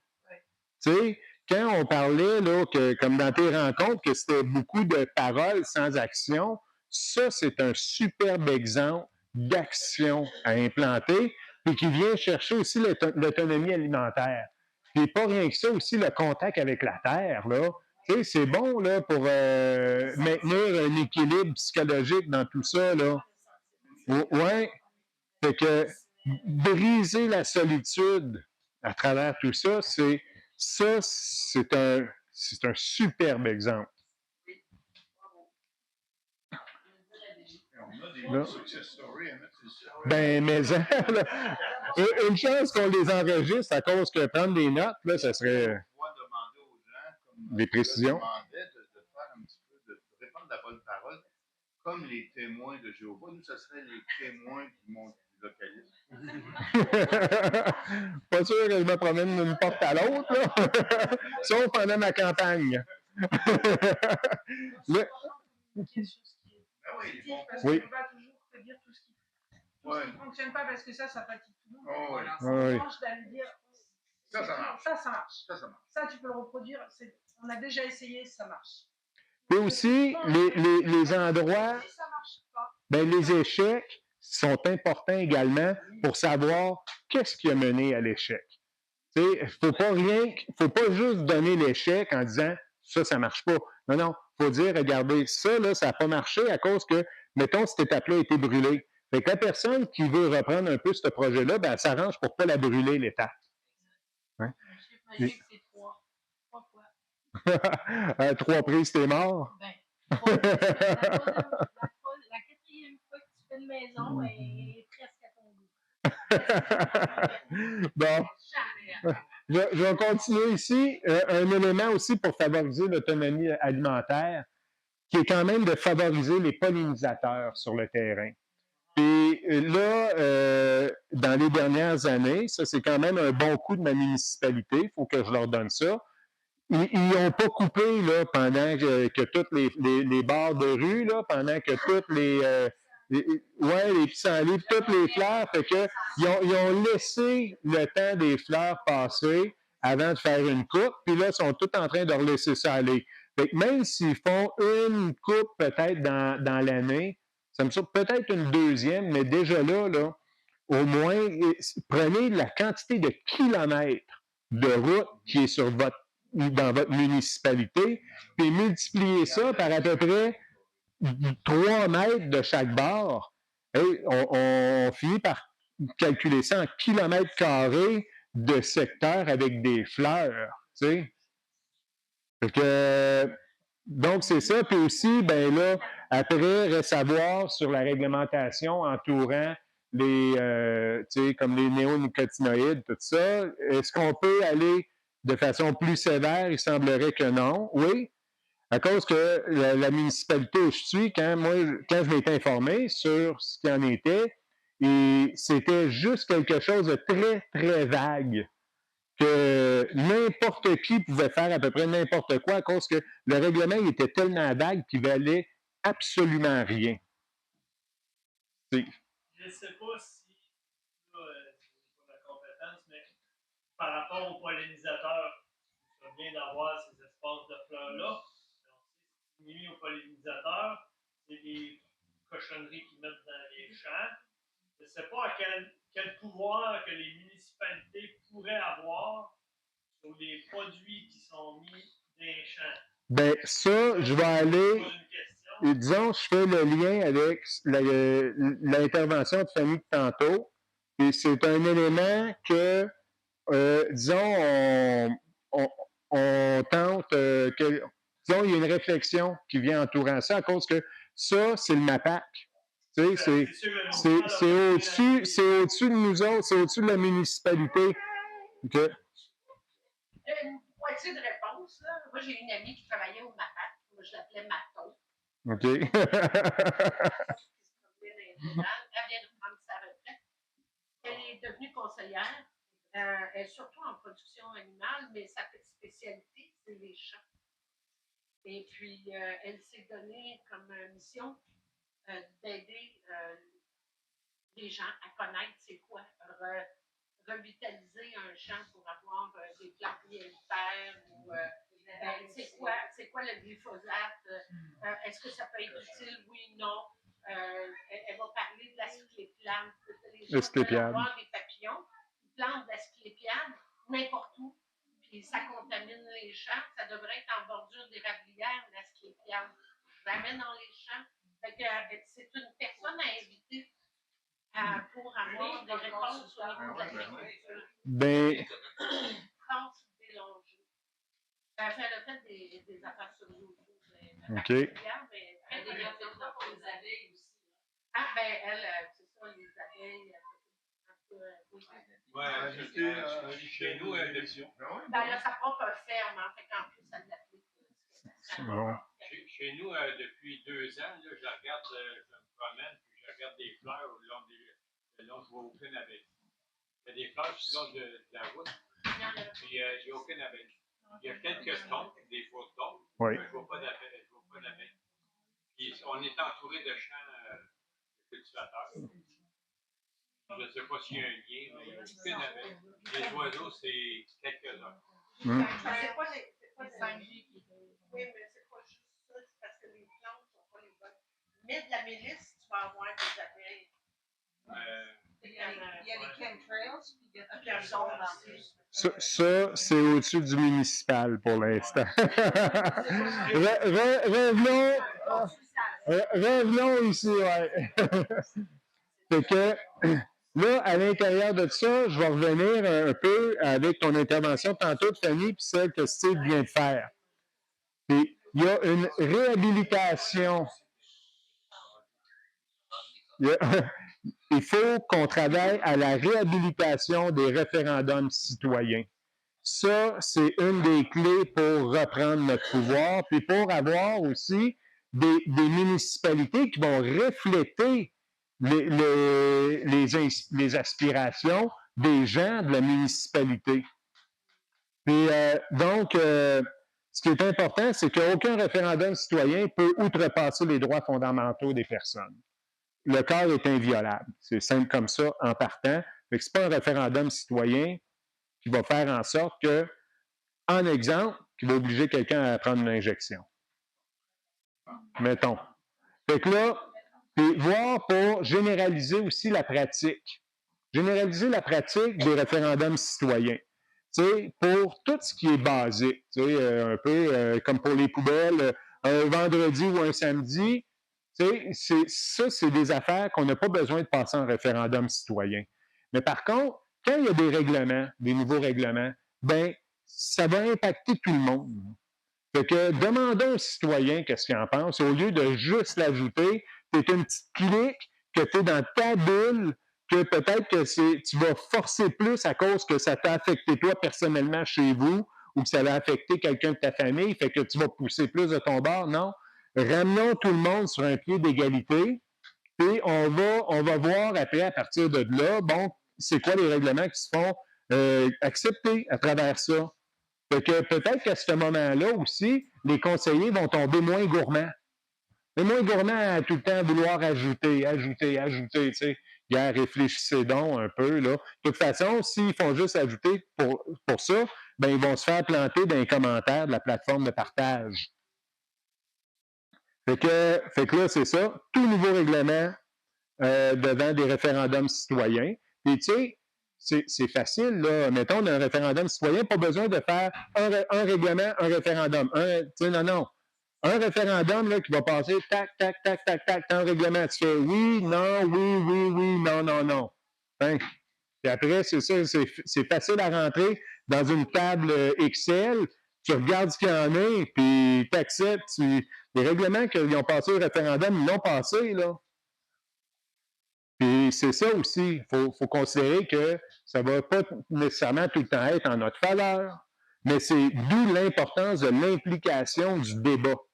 Avant même que le fameux référendum se fasse faire, ben investis-toi. Tu y crois là-dedans ou tu y crois pas dans le règlement, ben implique-toi pour faire valoir ton point.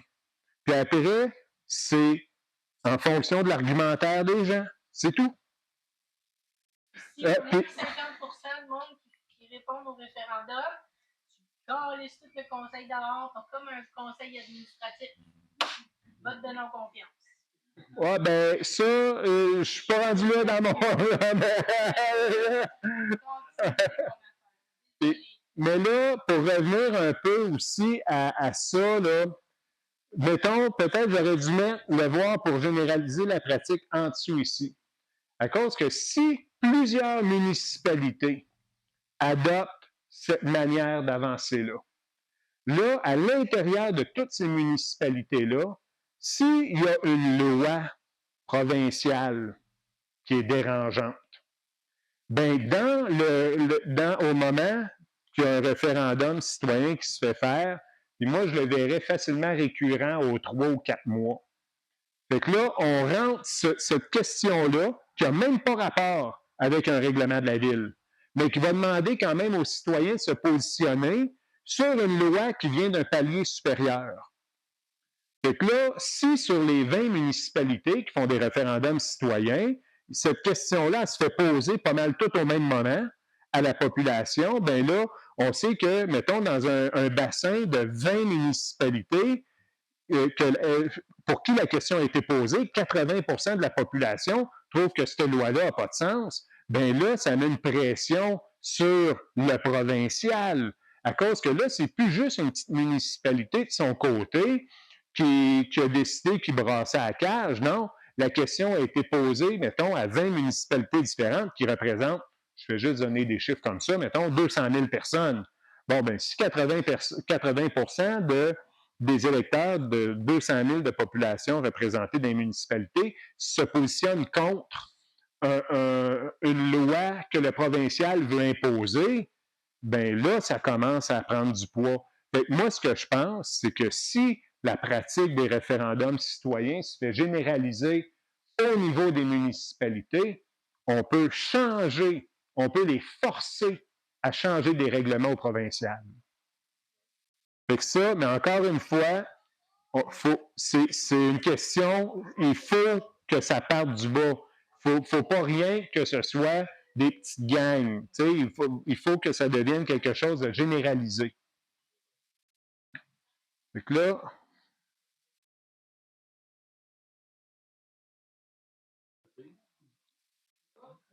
il y en a assez pour le fermer.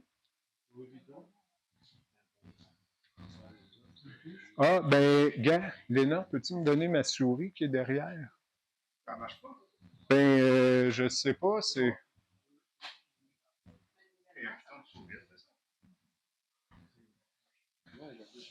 Les batteries ont chaud. Oui, peut-être. Mais c'est pas grave, j'ai juste plus le laser. Il fonctionne-tu le laser? Ah oui, peut-être qu'on peut changer de batterie. Non, ils sont pas. OK. Fait qu'au cas. OK. Fait que là aussi, le fait, là, à partir des référendums citoyens, ben, je l'ai déjà dit, je le répète, c'est que là, les municipalités pourraient devenir fortes de ces singularités. On pourrait revenir avec des municipalités qui ont une saveur. Tu sais, pas que tout devient homogénéisé partout, là. T'sais, on le sait que ça, c'est la tendance, là. Ils veulent tout le monde pareil. Ben, là, de cette manière-là, ben, il y a des municipalités qui mettraient des règlements très serrés sur les types de construction à appliquer. D'autres qui s'avéreraient être beaucoup plus lousses sur les constructions à appliquer. Je vais vous donner un autre exemple. C'est pas, peut-être. Mais mon frère, sa maison est différente de n'importe quelle maison. En résumé, on peut dire une maison d'habit à grosseur humaine. Puis ça, si ça n'avait pas été de l'inspecteur qui était en place au moment qu'il a demandé son permis, puis qui en a fait l'interprétation de telle manière, bien, il n'aurait jamais pu construire cette maison-là. Sa maison est à peu près 2,5 fois plus grosse que où on habite, moi, ma conjointe. Lui, en plus, il a ses 2 ados, sa femme, un jacuzzi, puis il a à peu près la même facture d'électricité que nous autres. Puis dans 400 ans, s'il ne reçoit pas un missile, sa maison, elle va être encore là, puis il n'aura pas refait sa toiture. Fait que, tu sais, ça donne un peu une idée, là. Il faut, c'est pas les modèles nécessairement conventionnels, il faut laisser aussi les gens, plus il y a des règlements, moins il y a d'innovation. L'équation est aussi simple que ça. Là, ensuite, fait que refléter. Puis, ici, là, regardez, un exemple, une municipalité rurale, là, puis ça, je sais que c'est en France, c'est d'une municipalité en France que je me suis inspiré. Ils ont dit, ben les gens là, qui viennent vivre dans notre municipalité, il faut qu'ils s'attendent à entendre des vaches beugler. Tu sais? Ouais. C'est ça. Tu sais, nous autres, à Magog, il y a un quartier là, où j'ai été élevé, qui est à la limite de la campagne. Puis là, ça s'est rendu que ça s'est tout développé, mais il y a un champ de vaches en arrière qui a tout le temps été là, aussi loin de ma mémoire-là. Ben, le monde, ils ont commencé à se plaindre qu'ils entendaient des vaches. Ben, gars, peut-être que l'endroit que tu as choisi pour te bâtir, tu aurais peut-être pu y penser avant. Fait que dans les municipalités rurales, il faut que les gens s'attendent à entendre des chiens japper, des vaches beugler, des coyotes chanter la nuit, des coqs chanter. Hey, ça chante assez ces temps-ci chez nous en plus. Ouais, nous autres, on a comment dire, un spectacle à tous les matins. Bon, fait que, puis aussi dans le cadre de projets innovants, il faudrait que ça passe devant un référendum citoyen. Je vais donner un exemple d'un projet innovant.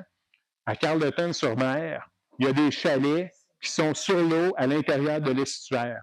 C'est un super beau projet. Mais tu sais, la place qui est là, la personne qui a eu l'idée de mettre des chalets, est-ce que, il faut se poser la question, est-ce que c'est la seule personne qui a le droit de mettre des chalets là? Tu sais, si ce n'est pas la seule, c'est quoi la limite de chalet qui a le droit d'être là? Puis aussi, c'est que ça affecte le paysage de tout le monde, à cause que ces chalets-là sont à vue de tout le monde. Tu sais, à titre personnel, je trouve que c'est un super beau projet, là, une super bonne idée, mais je pense qu'il faut aussi penser plus loin. Fait que quand il y a des projets qui sont innovants comme ça, ben ça, c'est le genre d'affaires qui est au-dessus de juste la gestion de la matière résiduelle. Tu sais? Fait que on va passer ça en référendum. Les gens, ça va leur permettre d'exprimer c'est où qu'ils voient des éléments qui pourraient avoir des nœuds. On va s'arranger pour voir ce qu'il y en est, puis après, ben, que la population se prenne position. T'sais? Fait que là, les yeux ne tombent pas non plus juste sur le dos du conseil de ville. Bien que le conseil de ville va avoir un micro un peu plus gros que les autres en général, juste à cause de leur position, ben, ça les ramène quand même, en bout de ligne, la discussion, elle va se faire entre les citoyens. Fait que là aussi, des demandes de dérogation. C'est simple, plus il y a de règlements, ben, plus il y a de demandes de dérogation, puis les demandes de dérogation ne peuvent pas se faire sur des règlements qui sont provinciaux, fédéraux, ou, tu sais, les demandes de dérogation se font juste sur les règlements municipaux. Fait que moins tu as de règlements municipaux, moins tu as à gérer de dérogations. Puis, dans certaines municipalités, ils deviennent qui ont tellement de règlements que ça devient presque une source de financement. Ah, ils vont demander des dérogations. Ah, qui demande une dérogation? Comme si le monde avait de l'argent comme ça à sortir de leur poche pour aller demander des dérogations sur des règlements qui, si on mettait ça en référendum citoyen, ça ne passerait pas. Oui? Ben, ils peuvent intervenir, mais nous autres, au canton de Sinstead, ça se discute en huis clos en arrière, par le comité conseil en urbanisme, qui vont recommander ou non, puis ensuite, qui vont donner ça au conseil de ville, puis le conseil de ville va prendre sa décision. Mettons que c'est refusé, mais qui se fait dire, ben là, modifie un peu ton projet, ben il faut qu'il repaye à nouveau. Fait qu'à coût de 350$ à peu près, là, tu sais, ça devient pratiquement une source de financement. Puis je trouve que c'est pas éthique d'utiliser une lourdeur réglementaire comme source de financement. Il y a plusieurs sources de financement qui sont très, très malsaines. Plus fort. Il y a plusieurs sources de financement qui sont très malsaines. Entre autres, dès que tu fais un lot sur une terre, tu as une taxe de parc. La taxe de parc fait monter la valeur du terrain et il récupère encore un pourcentage en plus sur la taxe de bienvenue. Donc, ils créent une taxe qui leur augmente leurs revenus de l'autre côté. Taxe à la taxe. C'est une taxe sur la taxe, exactement. Une taxe sur la taxe. Et plus ils augmentent la taxe d'un côté, plus ils la prennent de l'autre. Et la réponse, c'est oui, mais les autres municipalités font pareil. Donc, c'est devenu la réponse. C'est merveilleux. Il y a vraiment. Oui, mais je pense qu'il y a un travail à faire de repenser le lien qu'on a avec tout ça. Pouvoir essayer des choses, arrêter d'être. Parce qu'on accepte tellement de projets qui n'ont aucun bon sens, qui coûtent une fortune, qu'après ça prend des revenus parce qu'on n'a pas le droit d'être en dette. Et la réponse est toujours la même. Oui, mais ça, c'est pas grave, c'est une subvention. La maudite subvention, elle vient d'où? Tu as besoin de $100 de subvention, ça t'a coûté $250 d'impôt dans votre poche, parce qu'il a fallu toute la gestion de cette subvention qui va de l'autre côté. Ça, ma dernière, c'est sur les subventions externes. Et je prends l'exemple, là où j'habite, les toits plats, toutes les nouvelles maisons des toits plats, c'est toutes des dérogations mineures, et systématiquement, cling, cling, cling, cling, ils ne changent pas le règlement municipal.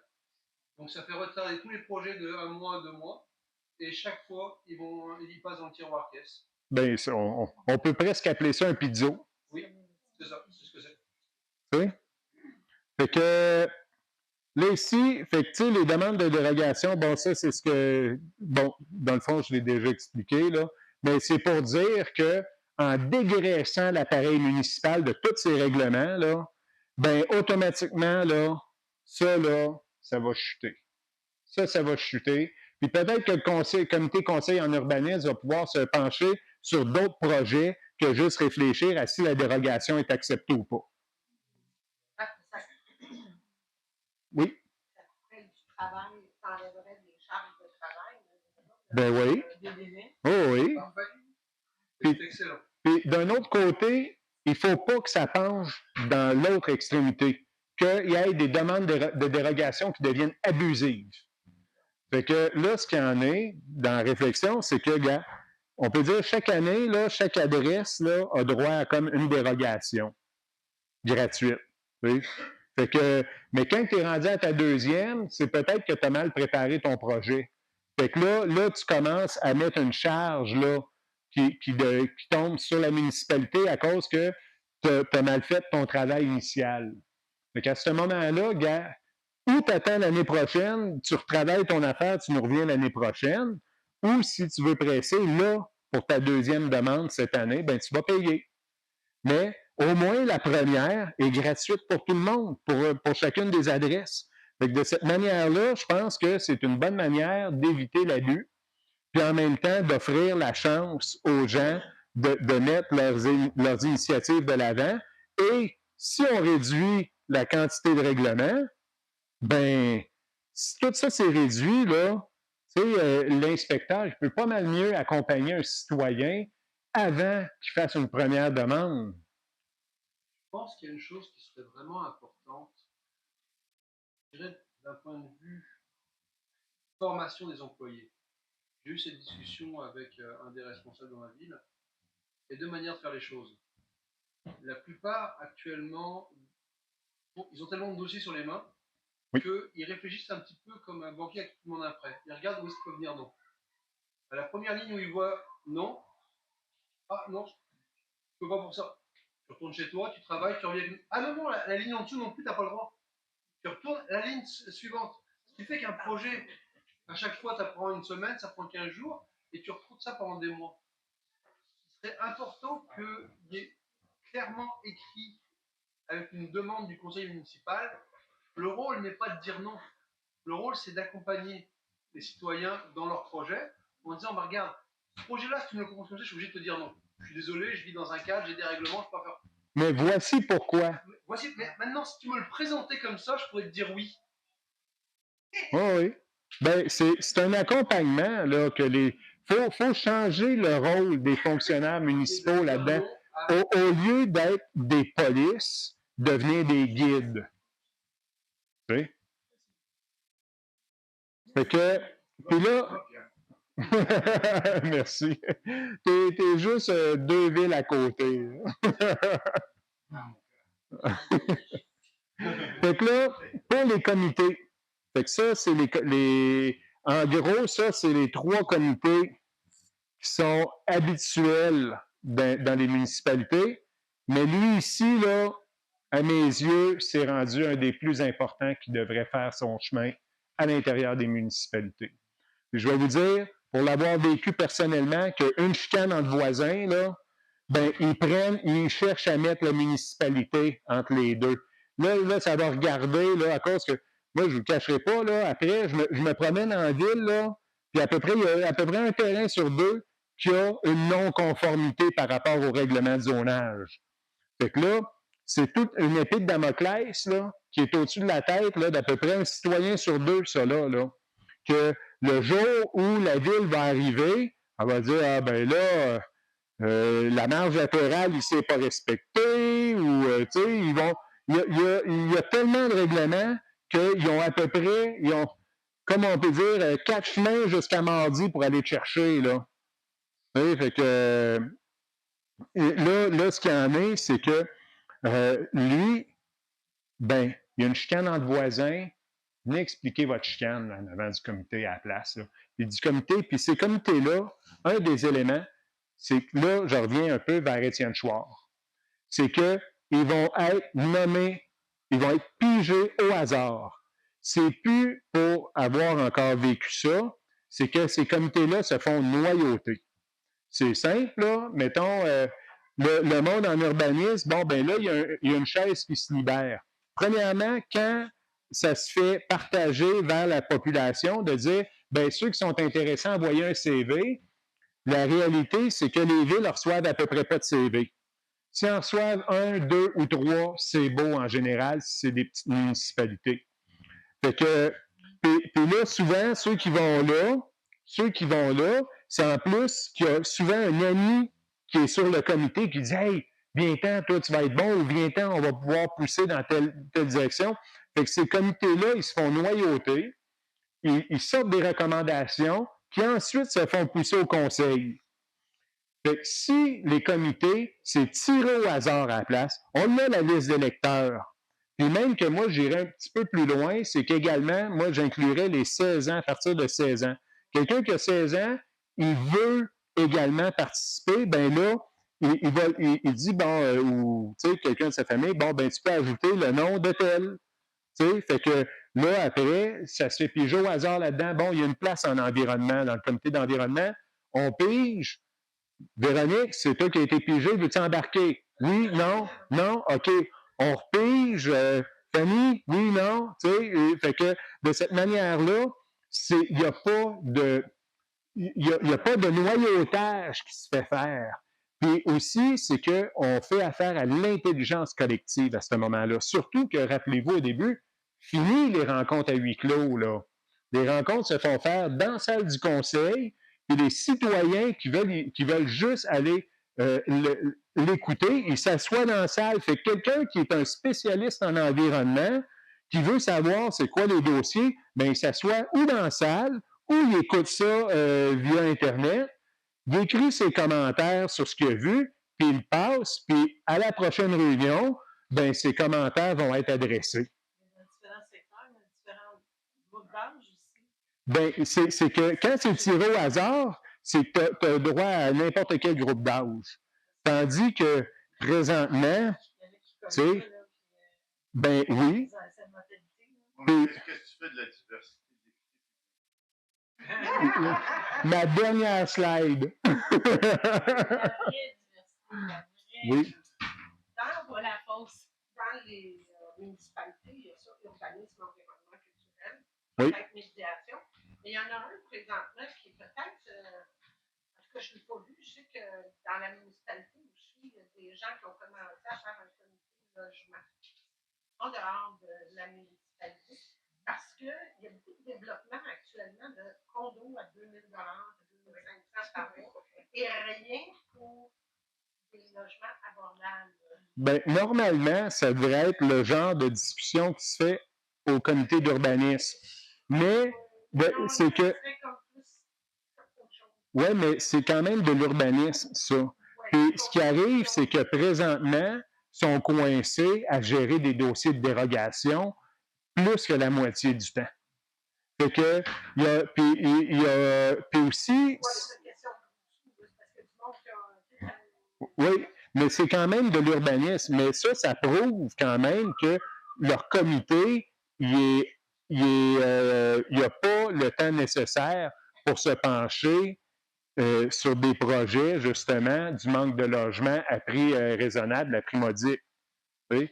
Mais en toute logique, ça devrait être là que ça se retrouve. Ben, peut-être, mais aussi, pour revenir un peu à l'intelligence collective, c'est que tout le monde, même ceux qui ne sont pas sur ces comités-là, ils peuvent passer par la plateforme d'échange pour faire monter, justement, pour voir si, faire valoir leur argument, puis si ça prend assez, ça se fait pousser au comité. Déjà 1h30. Et déjà? Un point que je voulais dire, oui, ça va. Face à tout ça, une grande partie des enjeux de logement sont liés à la surréglementation.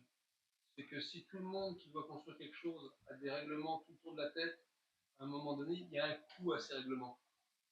Et donc, régler une partie, c'est pas tout, mais régler une partie du logement, c'est d'arrêter la surréglementation. Ça va déjà aider beaucoup. Ouais, ben, ils veulent chercher des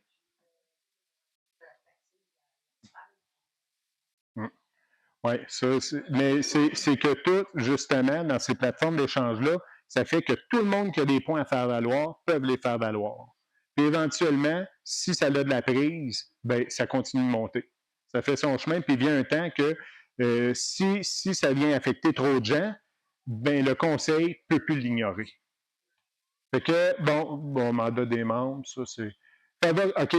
Favoriser la possibilité de devenir propriétaire. Ça, là, encore une fois, exemple personnel, on a un terrain, nous autres, dans la municipalité. Aux dernières évaluations, il a monté de 103 %. On n'a rien fait. Entre-temps, il y a quelqu'un sur le bord du lac que son château n'était pas terminé au moment de la dernière évaluation, de l'avant-dernière. Puis à la dernière, entre les deux évaluations, il y a eu le temps de le terminer. Fait qu'il a terminé son château, il a terminé plein d'aménagements, tout ça, puis lui, ça a monté de 25 %. Okay? Fait que ça vous donne un peu l'idée, fait que cette personne-là, que c'est une maison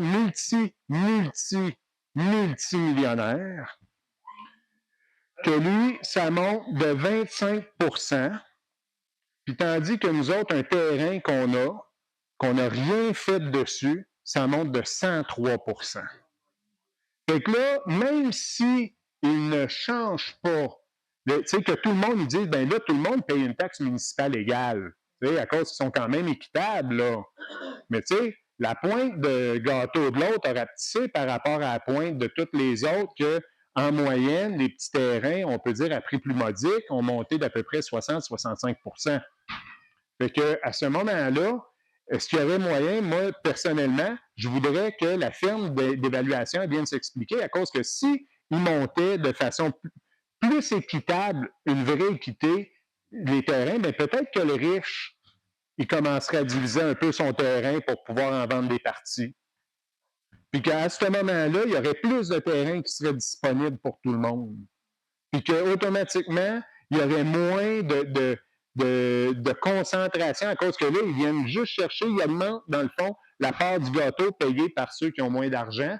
Puis les riches sont pas avantagés de vendre des morceaux, là, tu sais, avec les évaluations qui ne montent pas au même ratio que les autres. Puis un autre élément aussi qui vient en réflexion de ça, c'est que là, il y a un autre propriétaire dans ma municipalité que lui, il cumule les maisons. Il y en a une qui est à vendre, paf, il achète. Il y en a une à vendre, il achète. Il achète. Fait qu'il se retrouve là facilement avec une quinzaine de maisons. Puis juste à cause de sa présence, ben, le taux de vente dans la municipalité augmente. Donc, tout le parc résidentiel de la municipalité augmente. Ça se vend bien. Hein? Puis l'argent, c'est pas une limite pour lui, là.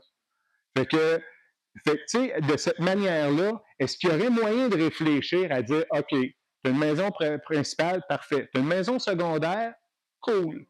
Tu as une troisième maison, tu commences à être limite. Là, tu as une quatrième maison dans la municipalité, bien là, tu as une surtaxe.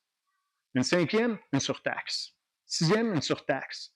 Bien, tu sais, est-ce qu'il y a moyen de réfléchir à une méthode comme ça qui fait que peut-être que rendu à la 10e maison, il va considérer que c'est vraiment plus payant d'aller en chercher une 11e. Puis qu'il va peut-être commencer plutôt à se départir puis remettre sur le marché des résidences qui, elles, se font enlever puis que ça vient comme un peu faire augmenter la valeur de tout le monde.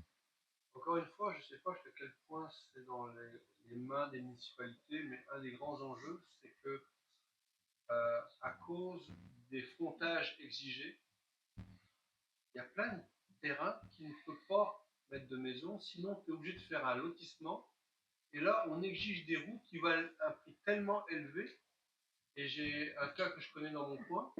Le père et le fils voulaient construire une maison côte à côte, ils voulaient lotifier, mais le chemin pour y accéder, c'était 200 000 $. Alors qu'il y a déjà un chemin, puis c'est le père et le fils, ils n'avaient pas d'enjeu avec ça. Et après, ça se comment les gens décident s'ils veulent vivre avec un chemin plus petit. Mais on oblige à faire un chemin 10 mètres de large, 10 mètres de fossé. Mais ça, c'est municipal, à ce que je sache, là. C'est vraiment ça, c'est la municipalité qui a rentré ça dans ses règlements. Et donc, c'est ce genre de choses qui est vraiment un enjeu parce que tu ne peux plus séparer les terrains, alors qu'il y a plein de terrains qui peuvent être facilement séparés. Et moi, mon terrain, c'est le cas. J'arrive au moment où je ne peux plus séparer mon terrain parce que j'ai plus d'assez de Il n'y a plus de frontage. Oui. Il me reste encore 60 acres. Mais ça, c'est des règlements municipaux. Ça serait le genre de règlement qui pourrait, passer par le processus regardé précédemment, là. Fait que, bon. Fait que là, environnement santé, là, je vais essayer d'accélérer quand même un petit peu, là. C'est que je pense quand même que, à quelque part, c'est important de favoriser une connectivité entre les habitats. Tu sais, c'est plate à dire, mais c'est qu'il y a une balance aussi à aller chercher. Il y a des promoteurs qui achètent un beau grand terrain, ils veulent tout diviser ça. Ben, ils viennent juste de couper un endroit que les animaux, c'est un corridor pour passer. Fait qu'il ne faut pas non plus tout bloquer, mais je pense qu'il ne faut pas non plus enlever ça des possibilités de réflexion. Puis là-dessus, là, je dirais, là, pour ça, j'ai zéro solution. Là, tu sais. J'ai des exemples en tête, là, ben j'ai pas de solution, fait que c'est vraiment quelque chose que j'envoie qui est en réflexion ouverte. Puis, fait que là, il y a ça. Il y a aussi un autre paradoxe. Ce que j'appelle le paradoxe de la loi actuelle, c'est sur les lois face aux espèces en danger. Là, une des premières choses que j'avais fait quand j'étais inspecteur au municipal, j'avais fait sortir la liste des espèces menacées. J'avais été rencontrer la DG, puis j'ai dit, donne-moi n'importe quelle municipalité au Québec, laisse-moi un peu de temps, puis je te trouve quelque chose sur cette liste-là.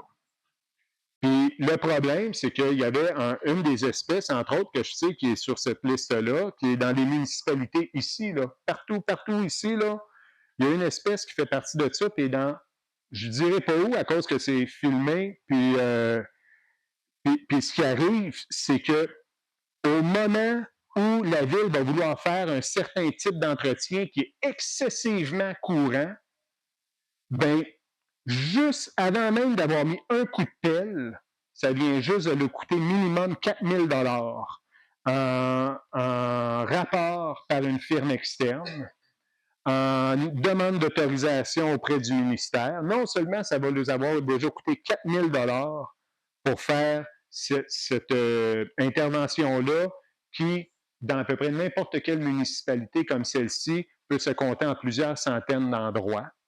OK? Puis, j'exagère pas. Puis, non, c'est que je veux pas le dire, c'est filmé, je veux pas lui donner des trucs. C'est ça le problème. Puis, l'affaire, là, c'est qu'en plus, que tout va être retardé d'à peu près 3 mois. 3 ou 4 mois, à cause que le ministère est tellement lent, là, que faire la demande pour une demande d'autorisation en environnement, non seulement c'est excessivement complexe, mais c'est excessivement long. Puis c'est très coûteux dans l'ensemble. Fait que, il n'y a aucune municipalité qui veut dire qu'elle a une de ces espèces-là sur son terrain. C'est ça le problème. C'est pour ça que je parle de paradoxe. C'est que on est tous pour la vertu, on est tous pour protéger les affaires, mais le coût à ça que le ministère impose sur le fardeau que le ministère impose sur les municipalités face à ça, il est tellement grand que personne veut dire qu'il y a une espèce en danger dans son secteur. Tu sais? Fait que c'est quoi qui protège le mieux l'environnement? Qu'il y ait un petit peu plus de transparence avec un petit peu moins de fardeau ou que tout le monde essaye de se cacher avec tout ce qui vient avec? Oui. Fait que, puis aussi, bon, pour les technologies, là, c'est un très bon exemple avec les éoliennes. Tu sais, les éoliennes, là, on peut dire du berceau au cercueil, là, c'est quoi leur empreinte écologique pour de vrai? Tu sais? Fait qu'à ce moment-là, soyez transparents, dites tout ce qu'il y en est. Tu sais, les compagnies vont se faire taper ses doigts s'il y a un de leurs employés qui se promène avec un gallon d'huile qui est percé puis que ça traîne à terre. Mais par contre, une pale d'éolienne, toute l'érosion de polymère qui sort de là à toutes les années est de très, très loin supérieure à un gallon d'huile qui va avoir tombé à terre. Mais le ministère ferme les yeux sur ça. Fait que, tu sais, fait que c'est à ce moment-là, c'est un petit peu des incohérences aussi. Il faut le mettre des fois le nez dans le caca. Oui? Fait que, règlement citoyen, bon, là, j'essaie, là, tu sais, liberté de parole, responsabilité. Fait que, tu sais, faire un peu une constitution citoyenne. Il y a déjà plusieurs personnes qui en discutent. C'est sûr que c'est pas au niveau de la municipalité, c'est pas, on peut dire, dans les mains de la municipalité de légiférer là-dessus. Mais c'est quand même bon, je pense, au niveau peut-être moral, que les municipalités se disent, bien, nous autres, on considère que le citoyen a droit à différentes affaires. Fait que à la transparence des élus, présentement, on dirait qu'il y a certains endroits que les élus n'ont pas besoin d'être transparents. Là, un citoyen a la liberté de travailler à son autonomie alimentaire. Quand là, il voulait imposer au monde de ne pas couper plus que 100 mètres carrés, c'est empêcher les gens de se faire des jardins, c'est empêcher. J'habite au milieu de la forêt, je n'ai pas le droit d'avoir de poules, mais j'ai le droit d'avoir un centre équestre.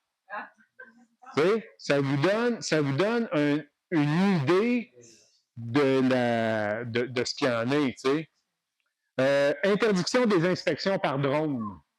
Ça, là, il faut les prendre d'avance à cause qu'il ne faut pas attendre qu'ils soient rendus à faire ça avant de l'interdire.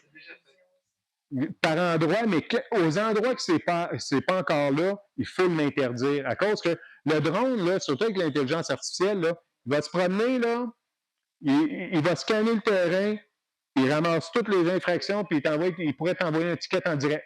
Poup, poup, poup. Oui. Non, mais on a le droit de prévoir le coup puis d'essayer au moins de les empêcher de leur donner trop de liberté. En France, il y a déjà quelques satellites. Google a un accord avec la France. Ils ont mis dans l'IA de Google la totalité de tous les bâtiments français en théorie existants. Et ils envoient directement aux municipalités. Il y a une piscine là-bas, il y a un bâtiment qui est là, pour envoyer les inspecteurs. Puis là, c'est même pas par drone, c'est par satellite. Mais tu sais, c'est à quelque part, il faut au moins essayer d'avoir un pas d'avance. À cause qu'une fois que c'est fait, c'est là que ça devient. C'est plus facile de les empêcher d'avancer que leur demander de reculer une fois qu'ils ont avancé. Oui. Ah, exactement. Et moi, là, ça, c'est peut-être mon petit côté personnel. Là, j'ai une petite paranoïa face à ce qui se passe au niveau électronique, que c'est facile à pirater ou des choses comme ça. Fait à mes yeux, le vote électronique devrait être interdit tant et aussi longtemps. À la limite, là, peut-être une fois que la technologie va être rendue suffisamment, on peut dire, avancée pour que ce soit totalement impossible de frauder le vote. Okay? Mais c'est ça.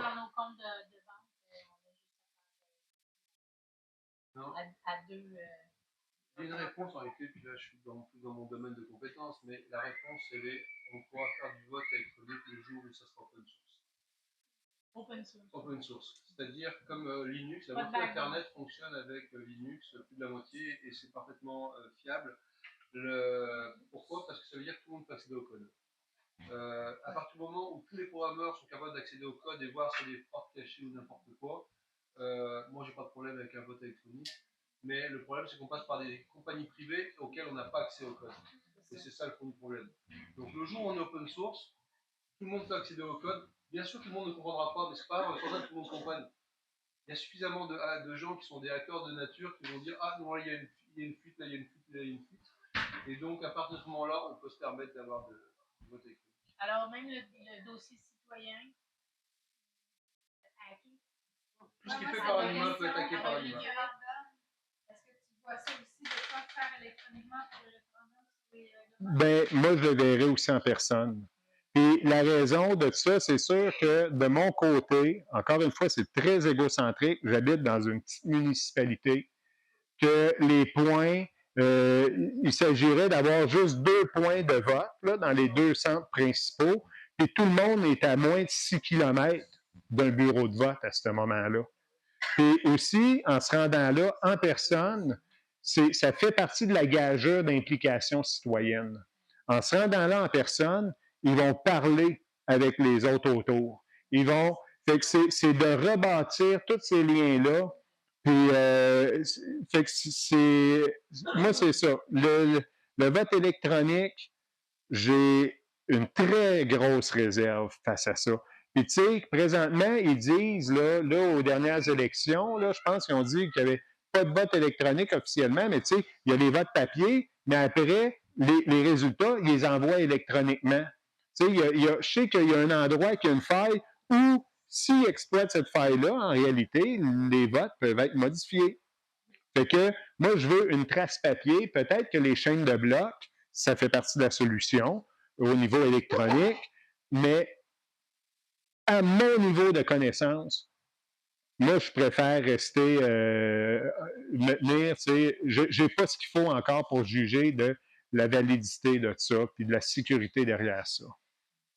Ouais, je viens de vivre un vote électronique que j'ai trouvé à Boulina.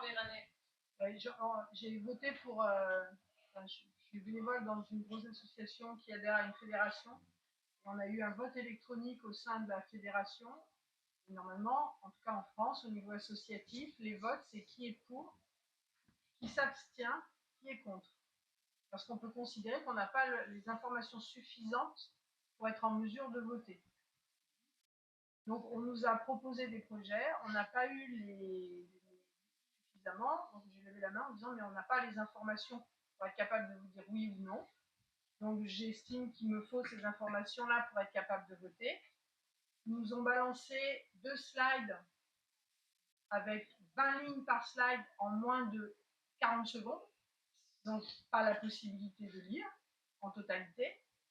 Et quand on est passé au vote électronique, il n'y avait pas le s'abstenir. Il y avait pour ou contre.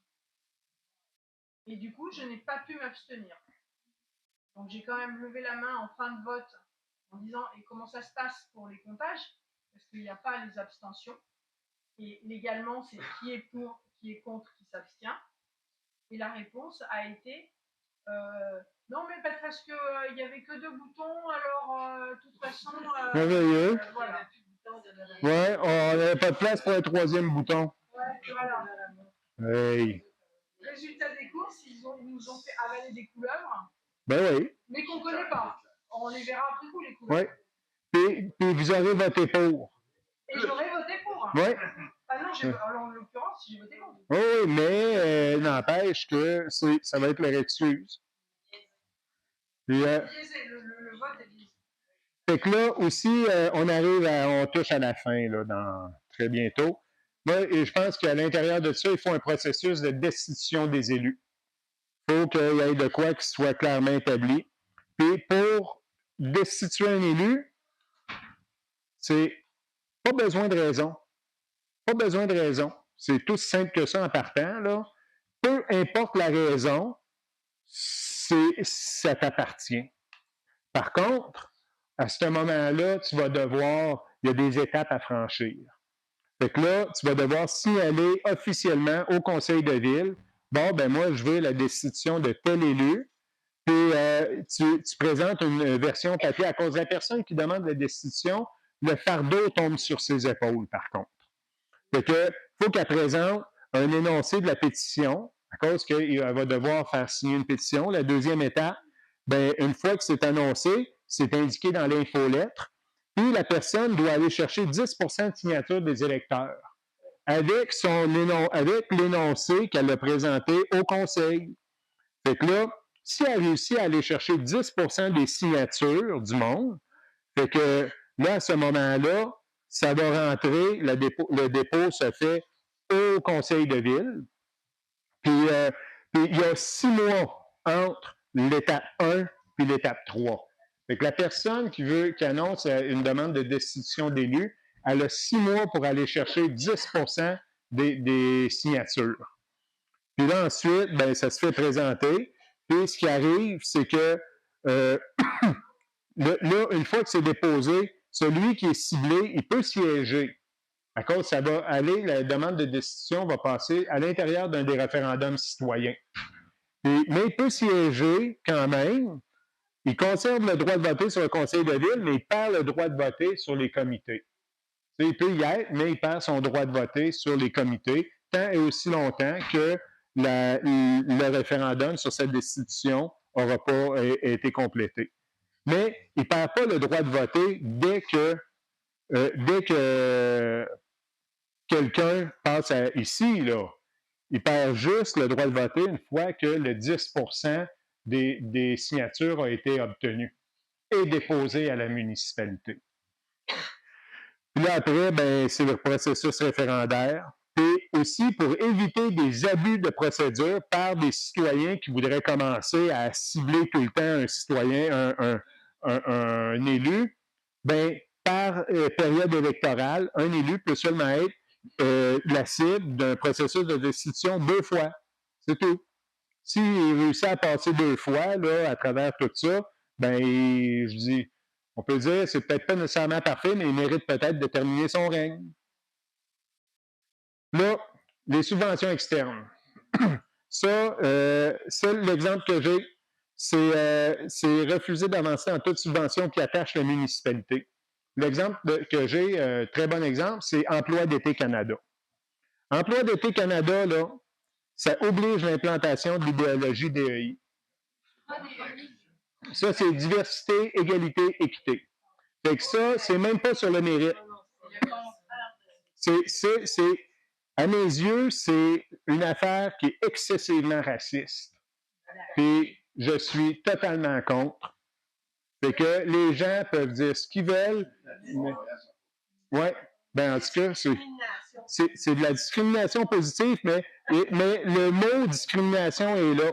Puis, tu sais, puis eux autres, là, entre autres, Emploi d'été Canada, eux autres, à partir de 30 ans, tu rentres plus là-dedans. Moi, j'ai été à l'école, on peut dire, plus tard que la moyenne. Puis j'avais au-dessus de 30 ans quand j'ai terminé ma maîtrise. Puis après, quand je me cherchais du travail, souvent, là, ils disaient, il faut que tu ailles en bas de 30 ans si tu veux qu'on t'engage. À cause tu dois rentrer là. Fait que ça met même des barres, des bâtons dans les roues, des gens qui veulent aller se faire de l'expérience de travail. Tu sais? Fait que c'est de la discrimination. Non, mais ça ici, c'est que c'est à l'intérieur des municipalités ou des compagnies qui passent par ça. Là, après, ceux qui sont rattachés, comme la municipalité, est obligé d'écrire un article au début puis à la fin pour expliquer comment ils sont contents d'avoir Emploi d'été Canada. Là, après aussi, pendant 4 ans, les 4 années qui suivent, là, si quelqu'un du gouvernement a des annonces à venir faire dans la région, ils peuvent dire, vous autres, vous avez eu Emploi d'été Canada, fait que vous allez envoyer le maire ou des conseillers qui vont venir pour prendre les photos avec nous autres, pour être les plantes vertes en arrière sur les photos. Ça, là, c'est toutes des affaires qui sont rattachées à ça. Puis là, tu sais, ici, 35 ans et plus. Fait que tu sais, à quelque part, là, des subventions qui viennent rattacher la municipalité à des obligations, là, ça met les subventions. Fait que, merci de votre présence.